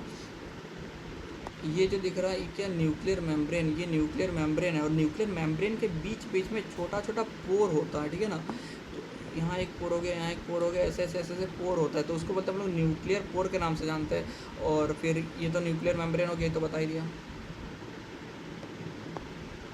हाँ, द इंटरफेस न्यूक्लियस, जो कि न्यूक्लियस सेल नॉट डिवाइडिंग, जो अच्छा एक चीज़ ध्यान रखें, जो इंटरफेस न्यूक्लियस होता है, इंटरफेस न्यूक्लियस क्या होता है, जो कि न्यूक्लियस जो कि डिवाइड नहीं हो रहा है उसको हम लोग इंटरफेस न्यूक्लियस के नाम से जानते हैं। Has highly extended and elaborate network of nucleo protein fibre known as chromatin. तो क्रोमेटिन क्या होता है, न्यूक्लियो प्रोटीन फाइबर होता है। मतलब क्रोमेटिन किससे किससे बनता है, क्रोमेटिन में मतलब प्रोटीन भी होता है प्लस डीएनए या फिर आरएनए तो होता ही है, डीएनए आरएनए वो दोनों होता है और प्रोटीन भी होता है। इसलिए क्रोमेटिन इसे न्यूक्लियो प्रोटीन स्ट्रक्चर, क्रोमेटिन इसे न्यूक्लियो प्रोटीन स्ट्रक्चर या फिर न्यूक्लियो प्रोटीन फाइबर के नाम से जानते हैं, ठीक है ना। और nuclear matrix and one or more special vessel body call nucleoli कि प्रेजेंट होता है। अच्छा, न्यूक्लियरली कितना प्रेजेंट हो सकता है, एक भी हो सकता है या फिर एक से ज़्यादा भी हो सकता है। Electron microscopy has revealed that the nuclear envelope which consist of 2 parallel membrane. अच्छा, जो ये देखते हैं डबल मेम्ब्रेन बाउंड स्ट्रक्चर कौन कौन सा होता है, एक माइटोकॉन्ड्रिया हो गया डबल मेम्ब्रेन बाउंड स्ट्रक्चर, एक क्लोरोप्लास्ट हो गया डबल मेम्ब्रेन बाउंड स्ट्रक्चर, और एक हो गया न्यूक्लियर मेम्ब्रेन, वो भी डबल मेम्ब्रेन बाउंड स्ट्रक्चर होता है। और नॉन मेम्ब्रेन बाउंड स्ट्रक्चर कौन होता है, एक हो गया राइबोसोम्स, एक हो गया centrosome, non membrane bound structure होता है, ठीक है ना। हाँ, with space between them is 10 to 50 nanometre का स्पेस होता है। न्यूक्लियर मेम्ब्रेन के बीच में तो स्पेस होता है, उसको क्या बोलते हैं, 10 से 50 नैनोमीटर का स्पेस होता है, जो कि हम लोग बोलते हैं पेरी न्यूक्लियर स्पेस के नाम से जानते हैं। उसको माइटोकॉन्ड्रिया स्पेस को क्या बोलते थे, इंटर मेम्ब्रेन स्पेस, इसको क्या बोलते हैं, पेरी न्यूक्लियर स्पेस, उसको पेरी माइटोकॉन्ड्रियल स्पेस भी बोल सकते थे।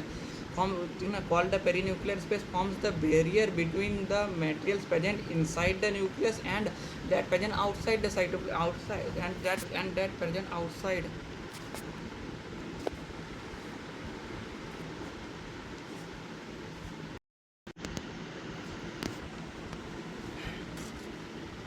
अगर देखें तो द आउट, अरे यार एक सेकंड,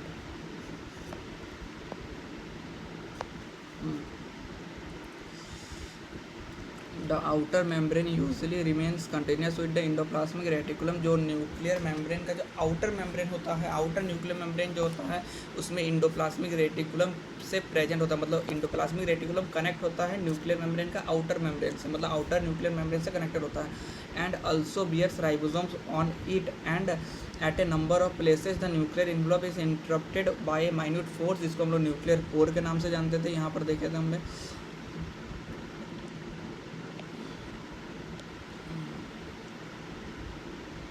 जो कि हम लोग न्यूक्लियर पोर के नाम से जानते हैं कि नहीं, which are formed by the fusion of the two membranes, दो मेम्ब्रेन्स का फ्यूज़न से होता है, ठीक है। तो एक चीज़ ध्यान रखना, जो मतलब माइटोकॉन्ड्रिया होता है वो फ्यूज़न से डिवाइड करता है, और अगर बात करें इसका न्यूक्लियर मेम्ब्रेन में जो न्यूक्लियर पोर होता है वो फ्यूज़न से बनता है। This nuclear pore are the passages through which movement of RNA and protein molecules take place in both direction between the nucleus and the cytoplasm, दोनों डायरेक्शन में पास आउट होता है। ये जो न्यूक्लियर मेम्ब्रेन से जो ट्रांसपोर्ट होता है वो बाई डायरेक्शनल ट्रांसपोर्ट होता है, बाई डायरेक्शनल ट्रांसपोर्ट होता है, बाई डायरेक्शनल ट्रांसपोर्ट होता है। किससे, न्यूक्लियर मेम्ब्रेन से, न्यूक्लियर मेम्ब्रेन से ट्रांसपोर्ट कैसा होता है, बाई डायरेक्शनल ट्रांसपोर्ट होता है। और किसका आरएनए प्रोटीन उस सबका बाई डायरेक्शनल ट्रांसपोर्ट होता है। Normally there is only one nucleus per cell, एक ही न्यूक्लियस होता है per cell. Variation in the number of nuclear are also frequently observe हो सकता है। Can you recollect names of organism that have more than one nucleus per cell. बहुत सारा होता है यार, जैसे कि आई थिंक क्या कहता है, एक तो अगर देखें प्लांट में, अगर देखें तो प्लांट में जैसे कि हो गया, अरे वो था ना, 8 न्यूक्लियस होता है, 7 सेल होता है, एम्ब्रियोसैक हो गया, फीमेल एम्ब्रियोसैक हो गया, वो सब हो गया, और भी बहुत सारा एग्जांपल्स होता है। जैसे आगे आगे पढ़ेंगे सब वो सब पता लग जाएगा। Some mature cells even lack nucleus, जैसे कि राइथ्रोसाइट आरबीसी हो गया of many mammals, sieve tube cells हो गया, और वेस्कुलर प्लांट का याद रखना, सीब ट्यूब सेल्स हो गया, और राइथ्रोसाइट सीब ट्यूब सेल्स और राइथ्रोसाइट्स में जो होता है उसमें न्यूक्लियस नहीं होता, दैट इज ई न्यूक्लिएटेड बोल सकते हैं। Would you consider them as living, yes वो दोनों है तो लिविंग, न्यूक्लियस नहीं है बट लिविंग होता है, ठीक है ना। जनरली जो न्यूक्लियस नहीं होता उसको नॉन लिविंग बोलते हैं, लेकिन ऐसा नहीं है, न्यूक्लियस है या नहीं है उसको नॉन लिविंग है या लिविंग है उससे डिफाइन नहीं होता है। अगर न्यूक्लियर प्लाज्मा फिर देखते हैं, nuclear plasma the nuclear matrix और द न्यूक्लियर प्लाज्मा जो कि होता है कंटेंट्स न्यूक्लियस एंड क्रोमेटिन, जो कि बीच में ऐसे स्ट्रक्चर, देखो अगर यहाँ देखें ऐसे स्ट्रक्चर है, सपोज ये न्यूक्लियस है, ठीक है, और यहाँ अंदर का जो भी मटेरियल है वो सब यहाँ क्या न्यूक्लियर प्लाज्मा है, न्यूक्लियर प्लाज्मा रखा हुआ है यहाँ पर, अंदर में न्यूक्लियर प्लाज्मा है। हाँ, और यहाँ जो ये स्ट्रक्चर दिख रहा है ये सब क्या है, क्रोमेटिन क्रोमेटिन क्रोमेटिन का क्रोमेटिन है यहाँ पर। और यहाँ ये जो स्ट्रक्चर दिख रहा है ये क्या, न्यूक्लियोलस, ठीक है ना, न्यूक्लियोलस न्यूक्लियोलस हो गया। तो न्यूक्लियोप्लाज्म में क्या क्या हो सकता है, न्यूक्लियोलस हो सकता है, क्रोमेटिन हो सकता है, द न्यूक्लियोली और द न्यूक्लियोलस उसी को बोलते हैं, प्लूरल फॉर्म होता है। स्पेरिकल शेप का हो गया, present in the nucleoplasm, nucleoplasm में होता है। The content of the nucleolus is continuous to date of the nucleoplasm as it is not membrane bound structure, it is the site of active ribosomal synthesis। तो nucleolus क्या किसका form करता है, form करता है आरआरएनए का formation करता है। न्यूक्लियोलस आरआरएनए का फॉर्मेशन करता है, इसलिए अगर ज़्यादा से ज़्यादा न्यूक्लियोलस प्रेजेंट है उतना ही ज़्यादा प्रोटीन बना। क्यों, न्यूक्लियोलस ज़्यादा तो आरआरएनए ज़्यादा, आरआरएनए ज़्यादा तो प्रोटीन का फॉर्मेशन ज़्यादा होगा। फिर आरआरएनए किसका फॉर्मेशन करेगा, प्रोटीन का फॉर्मेशन करेगा। इसमें तुम कन्फ्यूज़ हो जाएगा, इसको क्या बोलते हैं हम लोग, न्यूक्लियोलस। तो न्यूक्लियोलस ज़्यादा तो आरएनए ज़्यादा, आरएनए ज़्यादा तो प्रोटीन ज़्यादा। तो large and more number of nucleolus are present in the cell actively carrying out protein synthesis.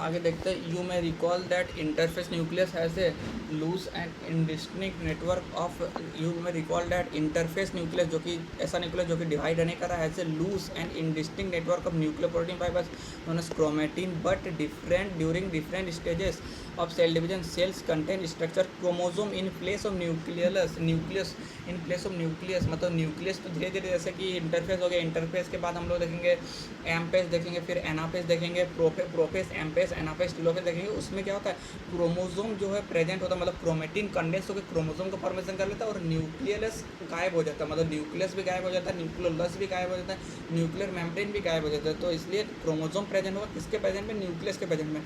Chromatin contains DNA, chromatin के अंदर में डीएनए होता है एंड सम बेसिक प्रोटीन जो कि हिस्टोन होता है। तो डीएनए कैसा होता है, एसिडिक नेचर का होता है, उसको जो कॉइल अप करने के लिए जो प्रोटीन होता है उसको बोलते हैं हिस्टोन प्रोटीन, जो कि एसिडिक नेचर का, सॉरी जो कि बेसिक नेचर का होता है। और डीएनए और क्रोमेटिन मतलब जो न्यूक्लियस है उसको स्टेनिंग भी बेसिक डाई से ही किया जाता है। And some non histone protein and also ribo मतलब आरआरएनए भी प्रेजेंट होता है, डीएनए प्रेजेंट होता है, आरएनए प्रेजेंट होता है, histone and non histone protein present होता है क्रोमोसोम के अंदर।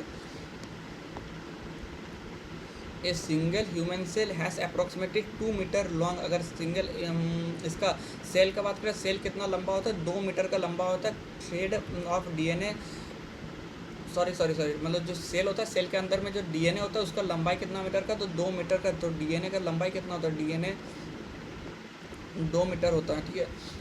among its 23 pair of chromosomes में डिवाइड होता है। वो you will study details about chromosome packaging and histone in class 12 में पढ़ा जाएगा वो सब। Every chromosome visible only during dividing cells. Chromosome जब सेल डिवाइड करेगा दैट इज इंटरफेस में नहीं, इंटरफेस में क्रोमोसोम डिवाइड नहीं करता, इंटरफेस में क्रोमोसोम दिखाई नहीं देता, क्रोमेटिन दिखाई देता है। Essentially have a primary construction, every chromosome essentially have a primary construction. देखो क्रोमोसोम का बात करें तो 2 तरह का कॉन्स्ट्रक्शन होता है, एक होता है प्राइमरी कॉन्स्ट्रक्शन, एक होता है सेकेंडरी कॉन्स्ट्रक्शन। जो ये वाला स्ट्रक्चर दिख रहा है ये क्या है, क्रोमोसोम का स्ट्रक्चर। क्रोमोसोम में ये जो दिख रहा है ये क्या है, प्राइमरी कॉन्स्ट्रक्शन है। और इसमें प्राइमरी कॉन्स्ट्रक्शन जो होता है उसके ऊपर में प्लेट प्रेजेंट होता है जिसको हम लोग बोलते हैं काइनेटोकोर के नाम से आता है, जो कि स्पिंडल फाइबर यहीं से आके अटैच होता है। और एक और जो है तुम्हारा वो प्रेजेंट होता है, एक और सेकेंडरी कॉन्स्ट्रक्शन भी होता है, जैसे कि ये दिख रहा है, ये जो स्ट्रक्चर है ना ये सेकेंडरी कंस्ट्रक्शन है। सेकेंडरी कंस्ट्रक्शन ये वाला, बेसिकली ये वाला यहाँ जो है ना ये स्ट्रक्चर सेकेंडरी कंस्ट्रक्शन है। एक सेकंड मैं इसको रफ कर देता हूँ। हाँ, ये जो स्ट्रक्चर दिख रहा है यहाँ पर ये है सेकेंडरी कंस्ट्रक्शन। सेकेंडरी कंस्ट्रक्शन के जो बाहर साइड में स्ट्रक्चर पे होता है उसको हम लोग बोलते हैं सेटेलाइट का नाम से जानते हैं। इसको क्या बोलते हैं हम लोग, सेटेलाइट। हाँ, प्राइमरी कंस्ट्रक्शन और प्राइमरी कंस्ट्रक्शन का ही दूसरा नाम होता है सेंट्रोमियर। उसके ऊपर में प्रेजेंट होता है काइनेटोकोर।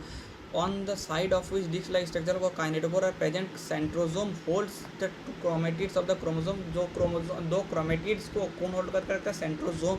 सेंट्रोमियर होल्ड करके रखता है। और based on the position of the centromere the chromosome can be classified into 4 types. Metacentric हो सकता है जहाँ पर सेंट्रोमियर जो मिडिल में प्रेजेंट है, जैसे कि ये वाला डायग्राम हो गया, ये हो गया मेटासेंट्रिक हो गया। और फिर सब मेटासेंट्रिक भी हो सकता है क्रोमोसोम। सब metacentric chromosome has centromere slightly away from the middle of the chromosome, slightly away, तो ये हो गया मेटासेंट्रिक, ये हो गया सब metacentric, resulting into one shorter arm, एक शॉर्टर आर्म हो गया और एक हो गया लॉन्गर आर्म, ठीक है ना, शॉर्टर आर्म हो गया, एक लॉन्गर आर्म हो गया। In case of acrocentric chromosome the centromere situated close to the end में नहीं, close to the end, forming one extremely short होगा, एक होगा वन वेरी लॉन्ग, एक हो गया एक्सट्रीमली शॉर्ट हो गया, ये शॉर्ट हो गया, लॉन्ग हो गया, ये भी शॉर्ट आर्म या फिर एक्सट्रीमली शॉर्ट हो गया, और एक हो गया थोड़ा बहुत ही ज़्यादा लार्ज हो गया। और एक होता है टीलोसेंट्रिक मतलब एकदम टर्मिनल, टी से टर्मिनल याद रख सकते हैं, जिसमें कि वो प्रेजेंट होता है ना, मतलब जो सेंट्रोमियर होगा एकदम टर्मिनल में प्रेजेंट है। और अगर तुमको बोलता है सब टर्मिनल मतलब एक्रोसेंट्रिक, मेटासेंट्रिक मतलब मिडिल में, सब मेटासेंट्रिक मतलब जस्ट मिडिल से थोड़ा सा बाहर, है ना, और सबसे बाहर से थोड़ा जस्ट अंदर मतलब सब टर्मिनल कौन होगा, acrocentric. Telocentric chromosome has a terminal centromere, ये हो गया टीलोसेंट्रिक, ये हो गया एक्रोसेंट्रिक। ये क्रोमोसोम को दिखा रखा है काइनेटोकोर के बेस में, काइनेटोकोर में स्पिंडल फाइबर का अटैचमेंट होता है। अब देखते हैं आगे, अब जैसे चैप्टर ख़त्म ही होने वाला है, बस 2-4 लाइनें और समरी बचा है बस। Sometimes a few chromosomes have non-staining secondary constriction at a constant location. याद रखना जो सेकेंडरी कंस्ट्रक्शन होता है वो एसेंशियल नहीं है कि सब क्रोमोसोम में प्रेजेंट है, कुछ क्रोमोसोम्स में प्रेजेंट होता है। और जो सेकेंडरी कंस्ट्रक्शन होता है वो नॉन स्टेनिंग पार्ट होता है। जैसे कि हम लोग न्यूक्लियस में जब हम लोग स्टेनिंग करते हैं ना, क्रोमेटिन को डिस्कवर करने के लिए जो फ्लेमिंग ने किया था, स्टेनिंग किया था बेसिक डाई से, तब उसमें तुम्हारा स्टेनिंग किया था। लेकिन ऐसा पार्ट भी होता है जो कि स्टेन नहीं होता, जिसको हम लोग सेकेंडरी कंस्ट्रक्शन नाम से जानते हैं। सपोज ये है तुम्हारा क्रोमोसोम, तो यहाँ पर जो टिकली जैसा ऐसे का स्ट्रक्चर है ये हो गया सेकेंडरी कंस्ट्रक्शन। और सेकेंडरी कंस्ट्रक्शन हो गया ये जो पार्ट दिख रहा है ये क्या है, अरे यार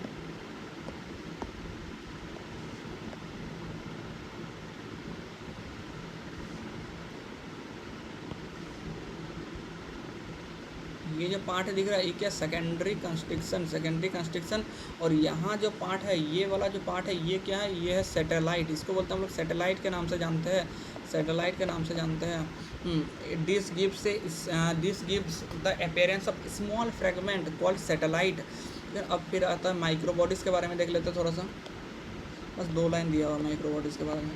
microbody many membrane bound minute vesicular structures call microbody. याद है ना जो माइक्रोबॉडीज होता है छोटा स्ट्रक्चर होता है, इसलिए माइन्यूट स्ट्रक्चर होता है। और ये भी मेम्ब्रेन बाउंड स्ट्रक्चर होता है। That contain various enzymes. Microbodies के अंदर बहुत सारे इंजाइम्स होता है, माइक्रोबॉडीज़ में बहुत सारे इंजाइम्स होता है, ध्यान रखना इस चीज़ का। Are present in both plants and animal, दोनों में प्रेजेंट होता है। लेकिन प्लांट्स में नहीं, सिर्फ एनिमल्स में नहीं, दोनों में प्रेजेंट होता है, प्लांट्स और एनिमल। और 2 तरह का माइक्रोबॉडीज होता है, ग्लाइऑक्सिजोम होता है, पैरोक्सिजोम होता है। सब दिया हुआ नहीं है एनसीईआरटी में, दिमाग में ज़्यादा नहीं लगाना है, बस इसमें ध्यान रखना कि 2 तरह का माइक्रोबॉडीज होता है, ग्लाइऑक्सिजोम और पैरोक्सिजोम। ठीक है, छोड़ो लिखने का जरूरत नहीं है, बस तो यही है। अगर आपको वीडियो पसंद आए तो लाइक करें, शेयर करें एंड सब्सक्राइब करें। Thank you.